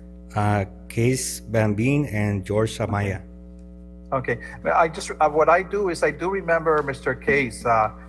He was when I first he worked on the 10-year plan actually that we're modifying at this point in time. So I remember him being in the planning and zoning. I remember being very actively and my personal note when I first came in as a council member, I had been there for 2 years now, but that's why I recognize his name. So he was a good asset. He was a good asset, and I think he would do good. I guess he wants to come back to the planning and zoning, and so I have no problem with reappointing the same member right now. So I will now entertain the motion, or actually I would entertain any comments from council. Maria, Vice Mayor, do you have any comments or concerns? No, Mayor, no comments or concerns. Matia Rosales, recommendations, concerns? No, I agree. Reappoint the current serving member, and the gentleman that served in the past is willing to give his time up again for the community. Mr. Van Veen would be candidate. Good. Thank you. Councilwoman Africa Luna Carrasco. No comments, Mayor. Good to go. Very good. Councilmember Buchanan, any comments or questions? No, Mayor, no comments. We're good. Gloria, thank you. Gloria Torres, any questions or comments or concerns? Yes, I revised the application for Mr. Van Veen, and he already been in the planning and zoning, so it will be good to have him back again. Good. Thank you, Councilmember Torres. Councilmember Ponce, any questions or concerns? No, Mayor, no comments at this time. Thank you. I will now entertain, if there's more comments or concerns, I will now entertain a motion. We have two motions, A and B, so I guess we would go with A first. I will now entertain a motion. Mayor, I make a motion to appoint Mr. Case Van Veen to the Planning and Zoning Commission with a term expiration of January 31st, 2024. I second, Okay. Mayor. Thank you so much. There's a motion, there's a second on this. I will now entertain a vote. All those in favor? Aye. Aye. All those against? Motion carries. I will now entertain a second motion, motion B. Mayor, I motion to appoint Mr. George Amaya to the Planning and Zoning Commission with a term expiration of January 31st, 2024. Is there a second? Here's a, Point of clarification, Melissa, are we okay? isn't it Javier Barraza? Barraza. Yes. Oh, I saw Yeah. George Amaya here. No. So it's not, what's the name? Javier Barraza. Javier Barraza is interested in being Okay. reappointed. And then Okay, so I make a motion to reappoint Javier Barraza to the Planning and Zoning Commission with a term expiration of January 31st, 2024. Second. Okay, good. There's a motion. There's a second by Councilmember Ponce. All those in favor? Aye. Aye. All those against? Motion carries. Thank you. Mayor, this is the city attorney. I just to clarify the record, the first motion by I didn't get it. I didn't go Luna with it. I didn't. failed for lack of a second. Yes. Okay. Okay, are we okay with that? Yes, that just needed a statement for the record. That's it. Okay, thank you, Kate. We're gonna go now with item number 6I, continue public hearing followed by discussion and possible action in all matters regarding rezoning case number 2020-092, the ordinance number 397, the ordinance of the mayor of the city of San Luis, city council of the city of San Luis, Arizona, amending the official zoning map of the city of San Luis by changing the zoning classification of 14.4 acres from rural area residential to RA-10 to high density residential R3 for the property located west of 4th Avenue and 1/4 mile north of Union Street. We're already in recess, so do I have to do a motion to continue public hearing? Yes, just end the recess by coming back and continuing the public hearing. Thank you, Kay. Thank you for that point of clarification. I will now entertain a motion to go into public hearing. So move, Mayor. Second, Gloria Torres. Thank you. There's a motion. There's a second. All those in favor? Aye. Aye. Aye. All those against? Motion carries. Melissa, have we received any emails or comments regarding this transfer or changing of rezoning? No, Mayor, the city clerk's office have not received any comments for this item. Okay, thank you. If there's any more comments or questions from council or anyone from the public, I will now entertain the motion to close public hearing. So moved. Second. There was a so moved. Who was the so moved, please? Cruz. Cruz. Okay, thank you. And it was second by Ponce, Councilmember Ponce. There's a motion on the floor. There's a second. All those in favor? Aye. Aye. Aye. All those against? Motion carries. I will now entertain a motion. Mayor, I'd like to propose a motion. I move to approve ordinance number 397 with the 5 recommendations for conditions for the 5 written recommendations for conditions on the zone change, plus the last condition that was not in writing, that there be a traffic study if needed. If needed, okay. And it will, and let it be noted that the city and the developer will work together on those 5 requirements. Yes, I could add that to the motion, that staff will enter into negotiations on those conditions and come back to council. With the developer. Mr. Mayor, this is Gary Black. Yes.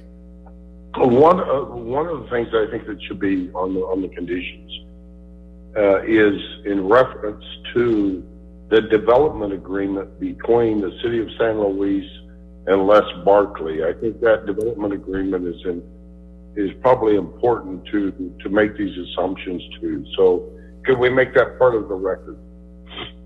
Could you repeat that again? Kay, did you get it, Kay?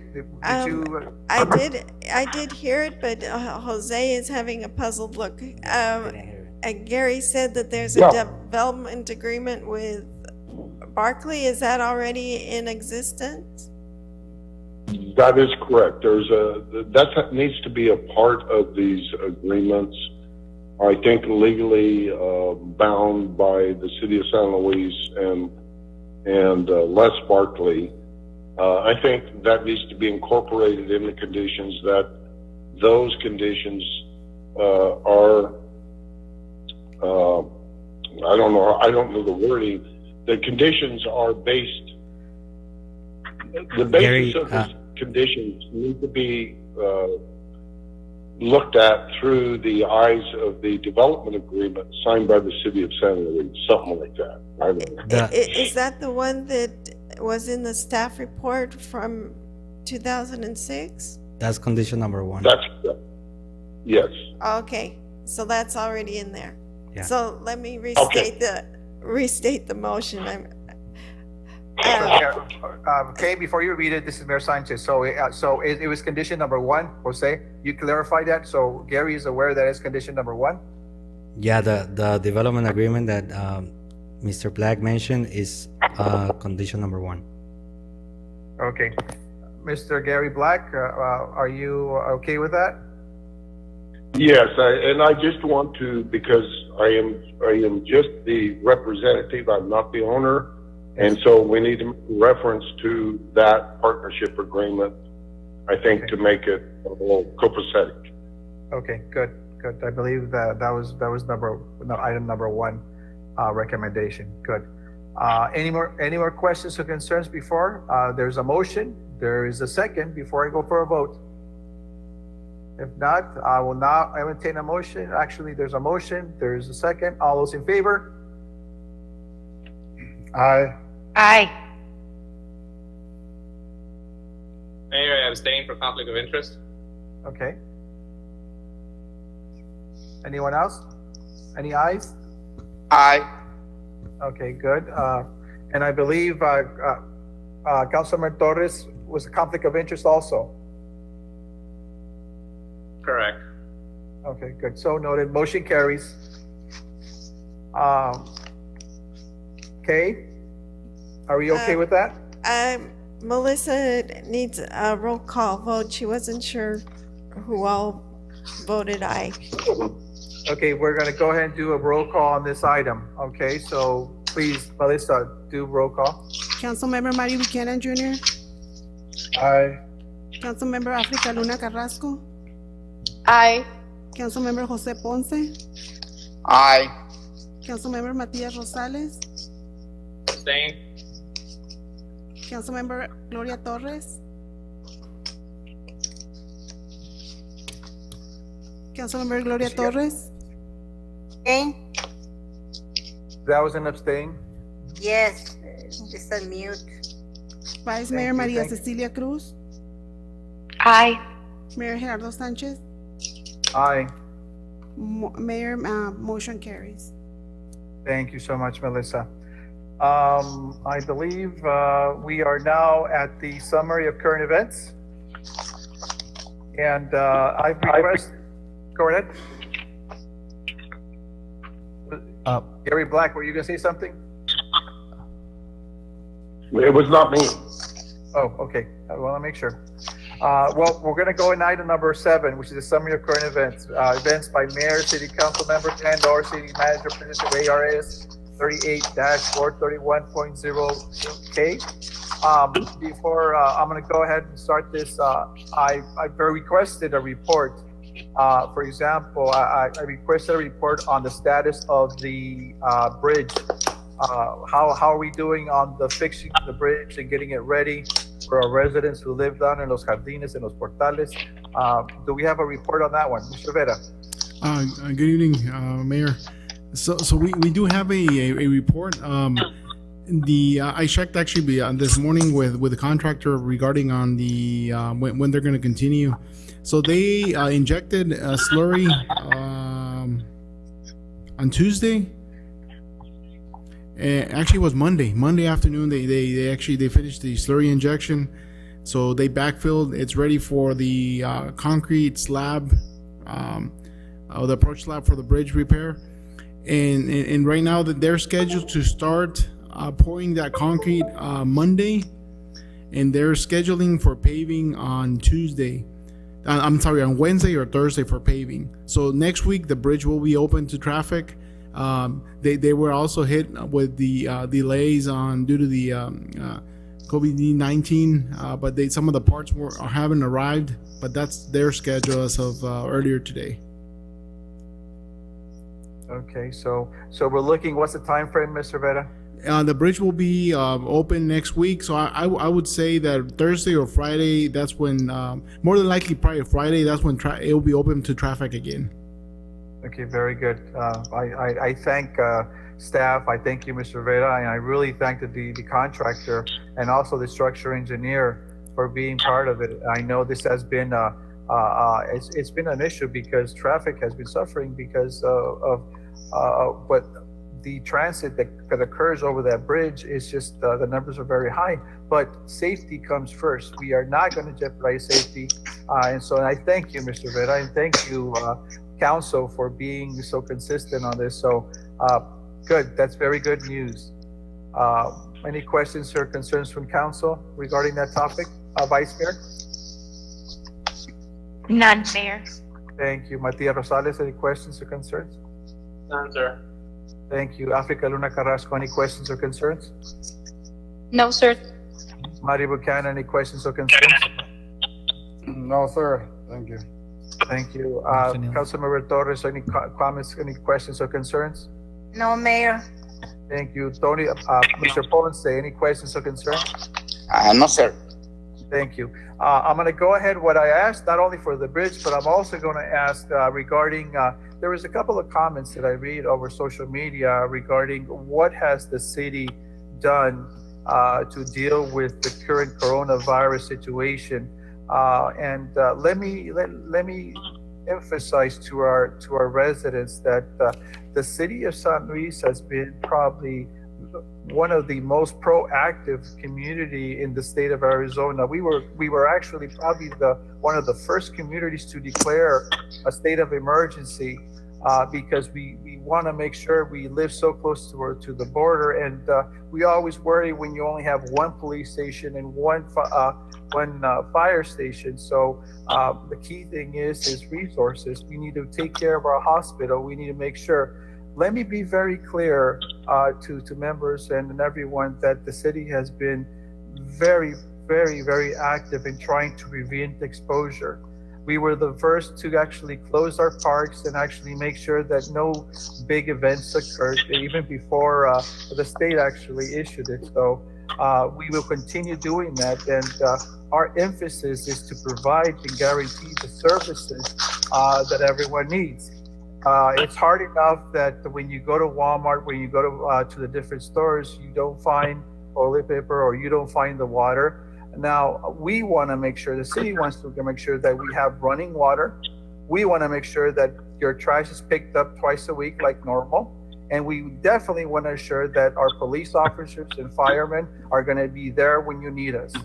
So we have made, we have actually, each department has actually made a contingency plan that went from phase 1, phase 2, and now in phase 3. Every department is actually, their job is to make sure that our employees are safe and we continue providing these services. There was a comment reading, well, why haven't we closed the businesses? Or why haven't we done more? Well, at this point in time, the governor has asked that all the recommendations he's been doing from his mandate is basically the same requirements based on what the CDC is requiring. At this point in time, the CDC, I believe, is not requesting that we closed all businesses, but the city, for example, the state of California, they shut down the state. So let me clarify that the governor has always has that option. If the situation becomes severe to the point where he can't do that. So our next step, and people may ask, well, so what's our next step? Well, it's up to the governor now. We had a meeting, we've been having meetings constantly with the governor's staff, and we follow what the county, and then we follow what the governor says. So the key thing is prevention. How do you prevent infection? By preventing exposure. I want to comment something. I received a couple of photos, actually like several photos of people who were gathering in big groups in County 19. So I don't know if people don't realize that this is actually an important issue. I'm telling you because it's not, I don't want you to panic, but I need you to be prepared. I need you because it is something that the city, and it's a worldwide event. It's going to happen. It's going to go through our city. The thing is, what is everyone telling you? Minimize exposure. When you have events where you have 100+ individuals actually having a social event and everyone's telling you to stay home, you gotta take care of yourself. You gotta take care, because if one of you gets sick, everyone in that group might get sick, and then you go visit your mother, your father, and the thing is, and then you infect everyone else. You may think you're not sick for a week, and then you infect everyone else. So I'm asking you, I'm begging you, stay home if you can. If you don't have to go to the streets, don't go. This is serious because the cases, as of right now, there are 4 official cases in the state of Arizona. Actually, I'm sorry, not in the state of Arizona, but for us in Yuma County, it's 4. But that could mean a lot more within a week. As of right now, we have no cases in San Luis, but that could change tomorrow. Let me be very clear that the coronavirus is very contagious. The odds are a large population are going to be exposed. but 86% are going to have mild to moderate symptoms. But there's that other percent that will require them to use our hospital. And this is where the big crowds come in. If you decide to go out in big crowds and get infected, you're going to be the first one wanting to go to the hospital, even though you were told to stay home. So I want to clarify, we need to protect ourselves. We're going to go through this, but as a community, we need to stand together. We're not here to make up, or there's some comments that were made that this whole event was made up. In a couple of weeks, in a couple of days, you're going to notice that this was not made up. What's happening in Italy, what's happening in Germany, what happened in Japan and China is true. It's a reality. Yes, we're scared. We were very scared because it's something new for us, but it's very important you understand the only way to prevent this is to prevent exposure. And when you go out to the post office, for example, I commend the post office because they marked out 6 feet apart. But yet I still saw some people that looked at that and they just went ahead. And I tell the people, it's very important, protect yourself and protect your family, because this virus is very contagious. It's more contagious than the influenza, and it's more contagious than your chicken pox. And so it is a very contagious, but the government is working. Let me clarify that. I am so proud of the United States because not only do we have, we're getting together. There's already a trial for a vaccine. As of Tuesday, they're trying medication, a cocktail combination to see if it works. So within a week or two, we should have answers if that cocktail recipe will help treat the cases. So let me make sure, and I'm very proud of our community. As of yesterday, I've been receiving phone calls from residents wanting to start making masks for our first responders. They're asking is, what does the hospital need? It's amazing. We have also people who are making food for our senior citizens and actually going there and actually feeding them, giving them that meal. So we're looking at all options. This is where the true colors of the city of San Luis are showing up, and I appreciate that. I appreciate the work council has done. You have been steadfast and you've been persistent, and I appreciate that. I appreciate what staff is doing, but I'm very, very impressed with the workers of Walmart and all the people who work at a different vendors of the different machines, different stores or chains. You're doing a great job, and we thank you for that. Staff, thank you. Police officers, our firemen, thank you for that. For those people running wastewater, thank you. And for those working sanitation, thank you so much. And so it's just something that I needed to do because I sometimes don't answer all your comments when I see on social media, but I wait and I want to make sure, but we are good listeners. So let me assure the public that we are doing our best. We are doing everything in our power to keep our community safe. But I'm asking, this is a community situation and we need your participation only. Also, I'm sorry, for those people who continue going out, I'm telling you, you're going to be the first who are going to be exposed. And the thing is, if that occurs, please don't go to your parents. Please don't go to your grandparents who are more vulnerable. What they recommend, if you feel ill, you call your doctor, but the thing is, it's isolation. And I'm also going to mention, not everyone is going to be tested. There's not enough kits available, but there is a priority on that. So if you're at higher risk, if there's certain criteria, you are going to be tested. So for the record, I just want to make sure that we are waiting, we are preparing ourselves, and I thank your community. So I will now open the floor to staff. But before that, I need a report from our PD and fire and wastewater, please. Mayor, this is Chief Ramirez. Yes, Chief. Sure. Mr. Mayor, this is Chief Ramirez. Hi, good evening, Mayor, Vice Mayor, and members of council. So what we've been doing at the fire department, we've been working with other entities, with the county, YRMC. We've been working in conjunction with San Luis Police. On Monday, we put in an application to get some equipment through the county, and the county has been very helpful to us.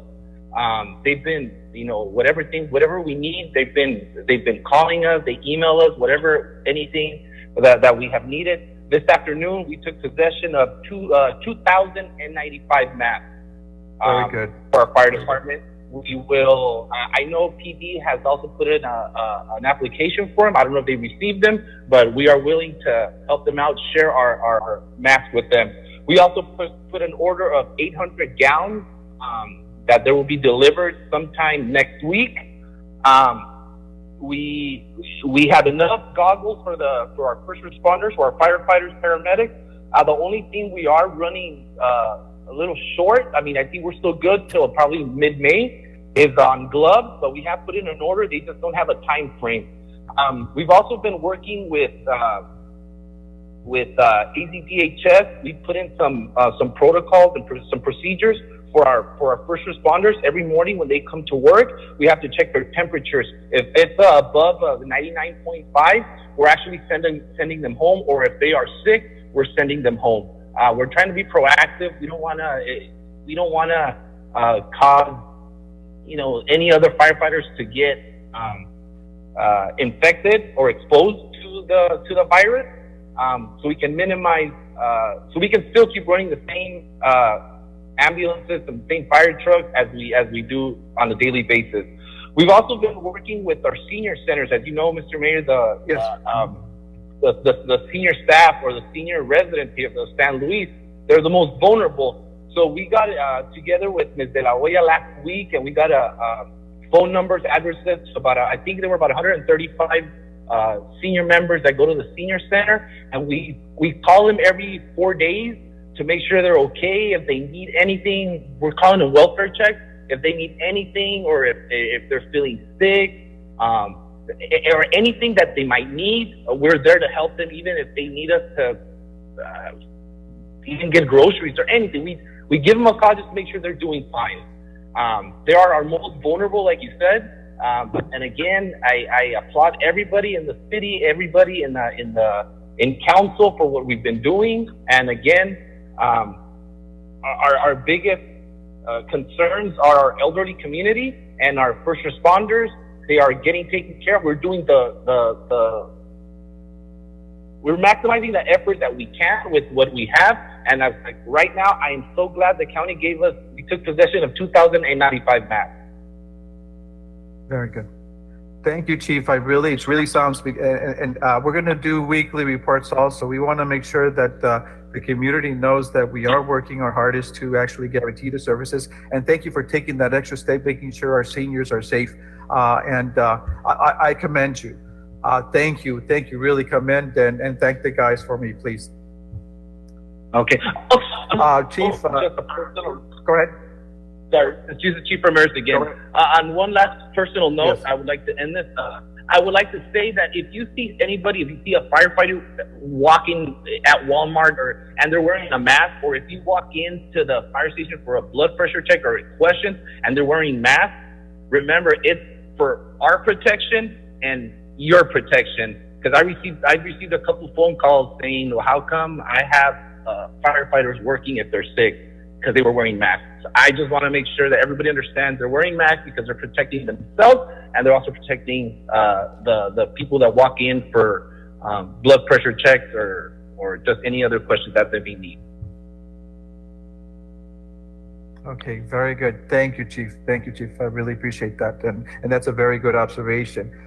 If for the next couple of days, you're going to start noticing a lot of people wearing masks because the number of exposed are actually increasing in Yuma County. So I recommend at this point in time, if you do have a mask, I believe the time is now. And also it's the time for make sure you don't, wash your hands. You need to wash your hands. Please wash your hands and keep your distance, a safe distance. So Chief Joseph, you have a comment, please. Richard? I do. Make sure that you can hear me, Chief Joseph. Can you guys hear me okay? Yes, we can. Thank you. Okay. Well, Mayor, I want to just thank you and also council for all of the support that you have been to not only the community, but the fire department as well as the police department. There's no way that we can do all of what we do without a tremendous support from you, council, and the community. There's several things that I want to echo that you said. Number one, this is a health epidemic that has paralyzed literally the United States, and we are no different. We're a little bit more vulnerable, I think, simply because we are a border city. And so the precautions that we took at your lead several weeks ago by going to phase 1, phase 2, and phase 3 rather quickly, I know that several departments up in the Phoenix area, large departments, are not even where we're at right now. So I applaud the aggressiveness to stop the virus very early on by distancing people. I will say this, our community, as I drove this past week into our community in looking at some of the issues that we faced as far as what we're seeing with phase 3, bars, movie theaters, gyms, fitness clubs, restaurants being closed to in-service and dining inside to go to more of a takeout or drive-through. As I drove the last couple of days looking at some of those restaurants, Mayor, Council, I want you to know that they are adhering to what the governor and the mayor are suggesting that they do. I did not see anybody that were even in any type of violation to the orders and ordinances that came out from the governor and the mayor. That is encouraging to me. And that tells me that there are those in our community that are taking this seriously. Those that aren't taking it seriously obviously put their lives and family members and others in jeopardy. But several of the things that we've done is to be really out there and visible. During our phase 3, we restrict the contact that we have with the public. In other words, there are calls that come in for a theft or something, a civil matter, where we can take those calls over the phone.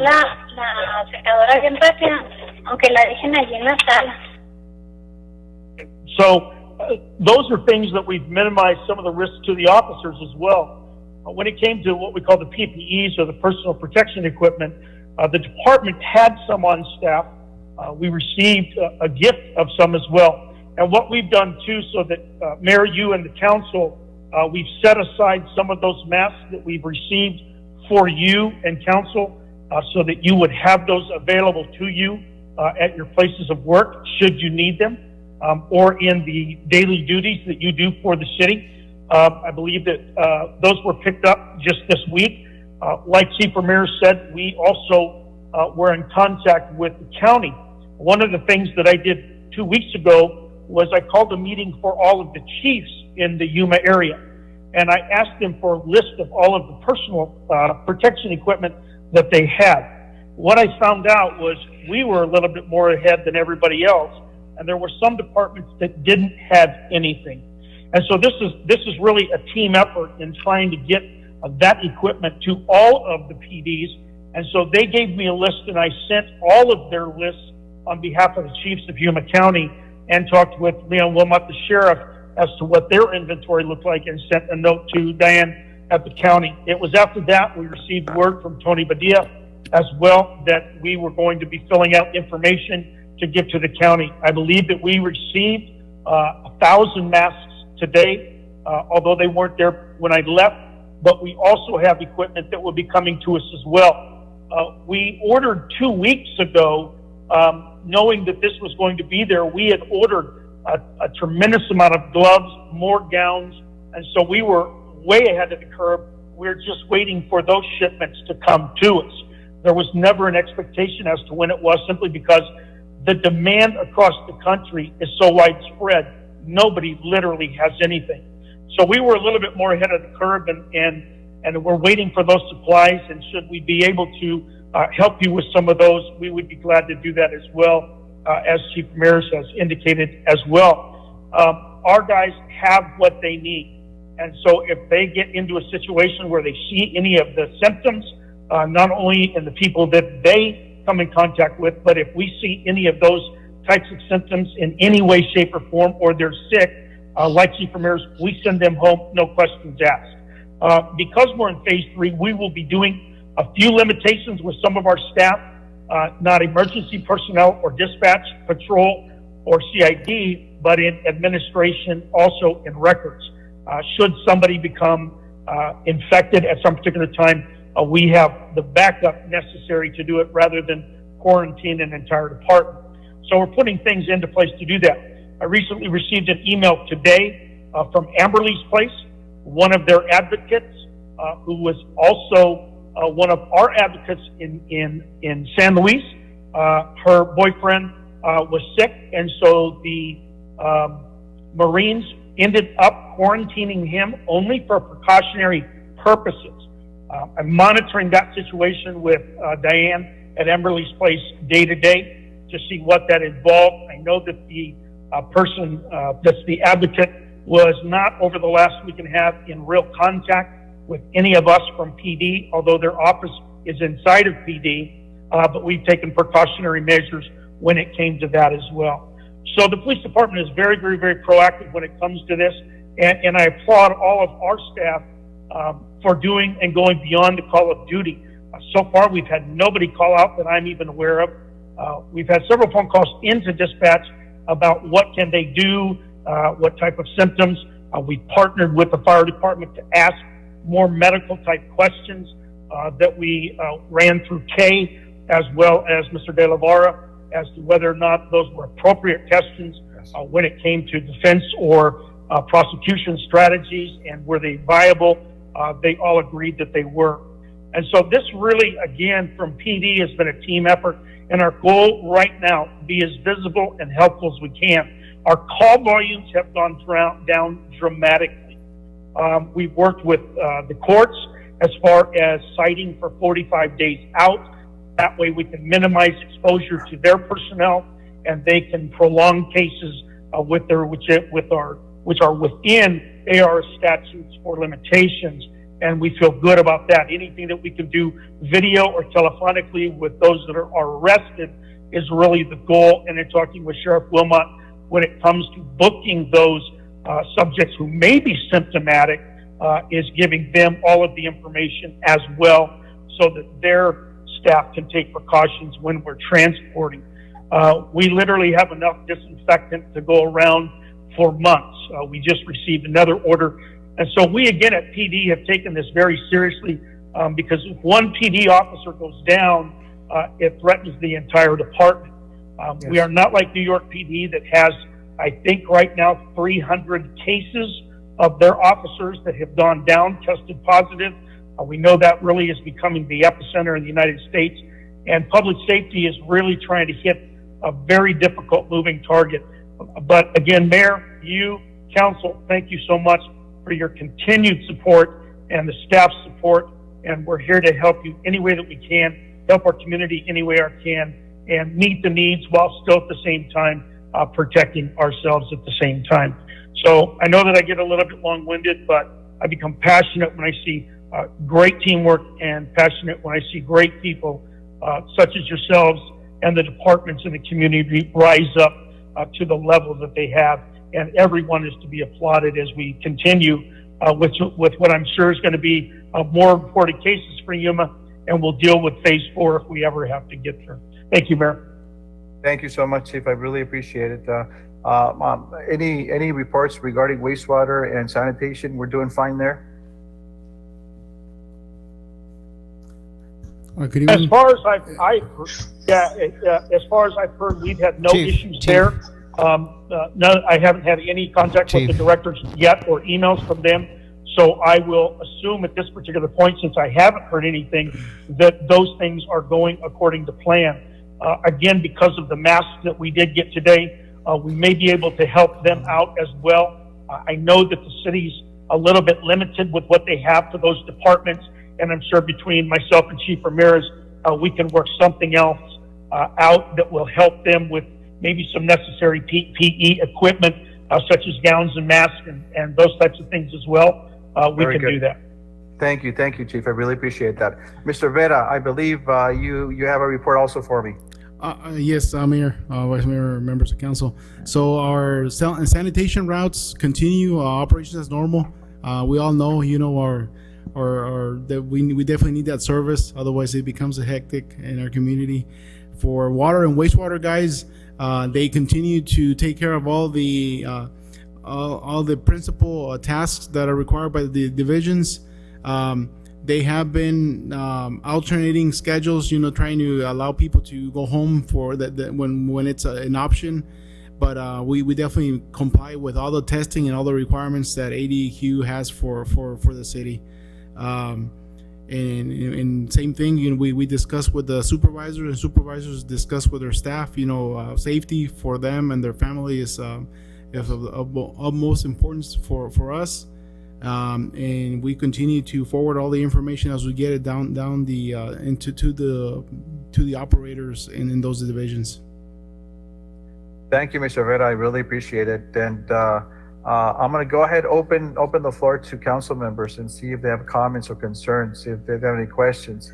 Jose, were you going to give a report? Jose, were you going to give a report? Yes, Mayor. Okay, please. This is Jose, Director of Planning and Zoning. I just want to say thank you, Mayor, Vice Mayor, council members, administration, and all city staff for being proactive during this situation and keeping San Luis safe. Also, I just want to remind council that we are in the general plan update process. This document serves as the blueprint for the future growth and development. We are at the 60-day review process that will end on April 19. The draft is available online, and the residents can review it and submit their comments. Also, I want to remind residents to fill out their census. They can fill it out online or by phone.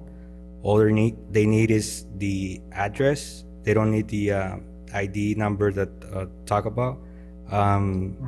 It only takes 10 minutes. It impacts the funding for the next 10 years. The census have a map showing the response rate, and they update it daily.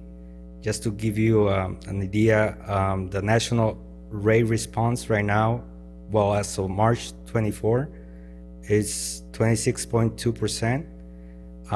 In Arizona, it's 25.7%. In Yuma County, it's 17%. And the current response rate in San Luis is only 1.4%. Oh, not good.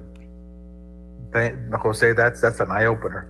So we emphasize the census is going to occur. The census is not being canceled. So if you care for the city, if you care for more parks, for more police officers, for more, for example, reduced lunches for our kids, if you really care for the city of San Luis, it's time to step it up and actually finish those surveys. You can do it on the phone, you can do it on your cellular phone, you can actually do it via computer, you can do it on paper.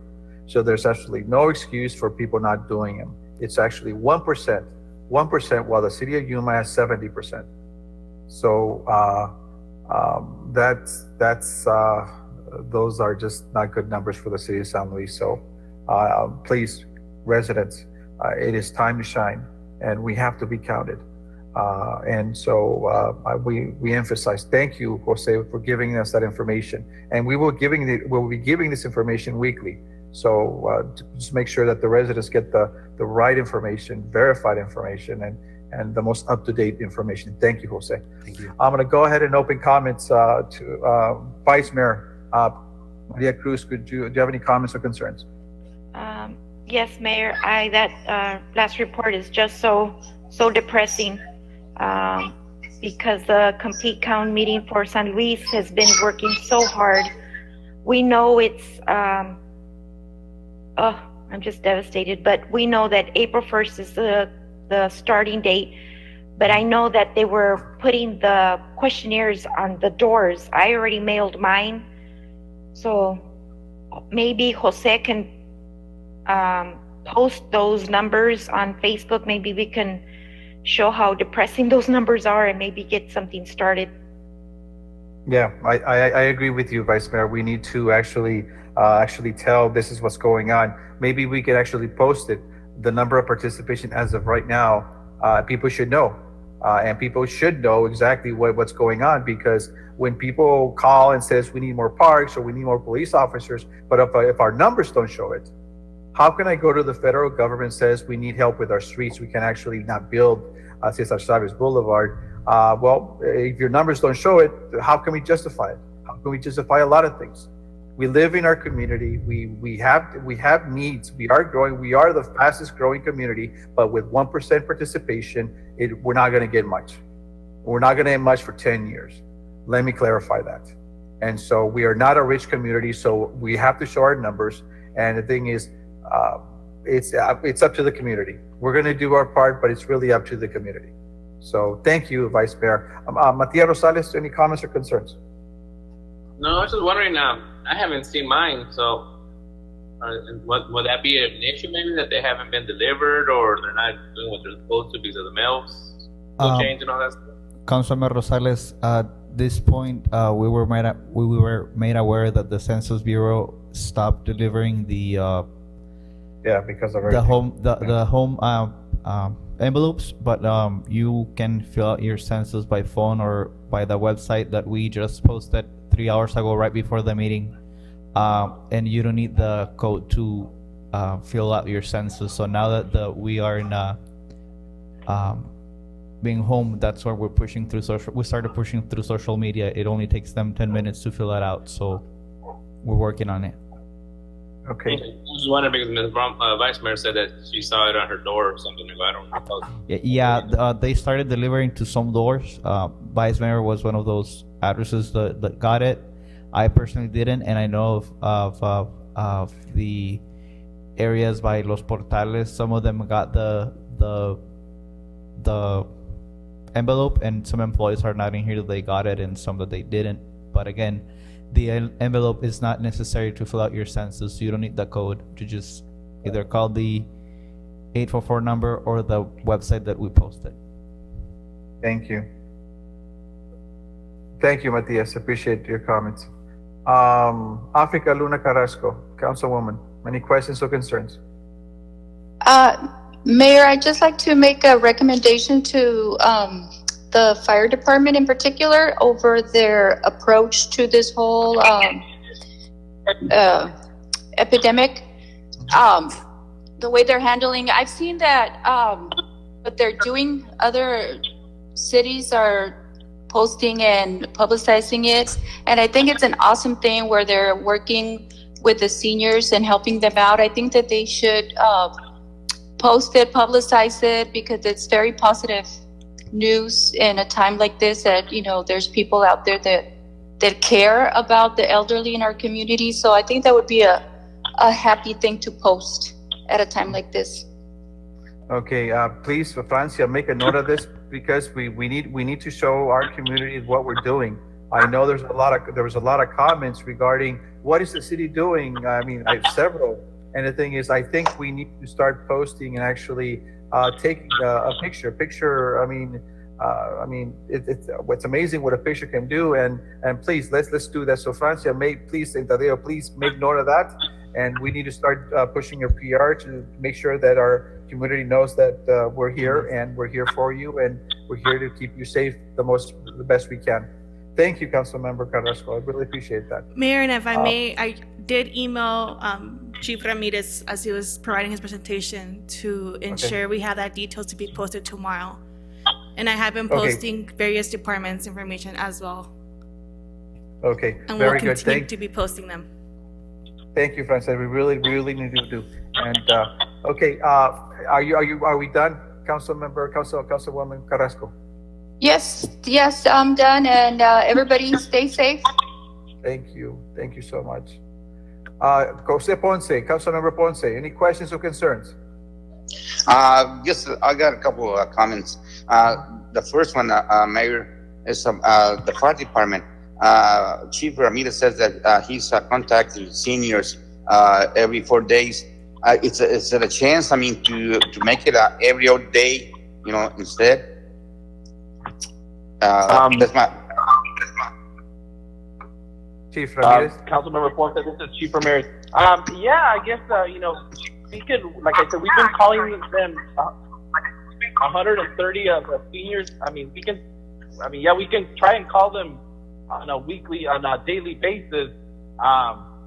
You know, those are some of the logistics we'll work through. But if that's what we need to do, by all means, we can look into it for sure. Okay.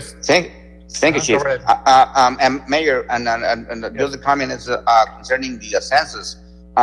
So whatever happened to those census workers, and they support, don't we get any assigned to this community? Mr. Ponce, what happens? This is what happens with. We didn't know the coronavirus was going to hit us around during this time, and the thing is, that changed the whole perspective. That changed the whole dynamics of the census, and so it's very important that people are aware of this. And the thing is, we need to emphasize the need for the census, but we also need to protect you and protect your family. So now the census people, they need to protect themselves also. So it's one of those things when the governor, when the county, and when your mayor's telling you to stay home, but walking like that would expose you a lot quicker and faster. So they don't want to be the source of the infection. So I understand that. So a lot of things have changed. A lot of things have been impacted. Our economy is impacted. Our social movement, our social activities, because of the coronavirus, has been dramatically changed. The way we looked at things have changed. So, but we will go through this. And the thing is, but we need the support. We need support of the community. Make sure you fill out the surveys. There's absolutely no excuse for not filling it out. So please, I insist. Mr. Ponce, any more questions or concerns? No, Mayor. Thank you. Thank you so much. Councilmember Buchanan, do you have any questions or concerns or comments? No, Mayor, no comments. Thank you. Thank you so much. Councilmember Gloria Torres, any comments or questions? No, Mayor, no comments. Just take care, everybody. Cuídense. Thank you. Gracias. Thank you. Well, at this point in time, if there's so many more reports, I will now entertain a motion to adjourn. So Motion moved. to adjourn. Second. This is Gloria Torres. Motion to adjourn. Okay. There's a motion. There's a second. All those in favor? Aye. Aye. All those against? Thank you. I just want to thank you so much. This is the first time we do it. It actually went very well. To the community at large, it's something that needed to come. And this is just an example of the things that happen when we have our meetings. They're like 2.5 hours, sometimes 3 hours long, and it's something that we need to do. We really care for our community, and we will try our best to keep you safe. So have a good night. Thank you so much, staff. Thank you so much. I appreciate it, and have a safe good night. God bless us. Thank you. Good night. Good night. Good night. Gracias, tecnología. Gracias.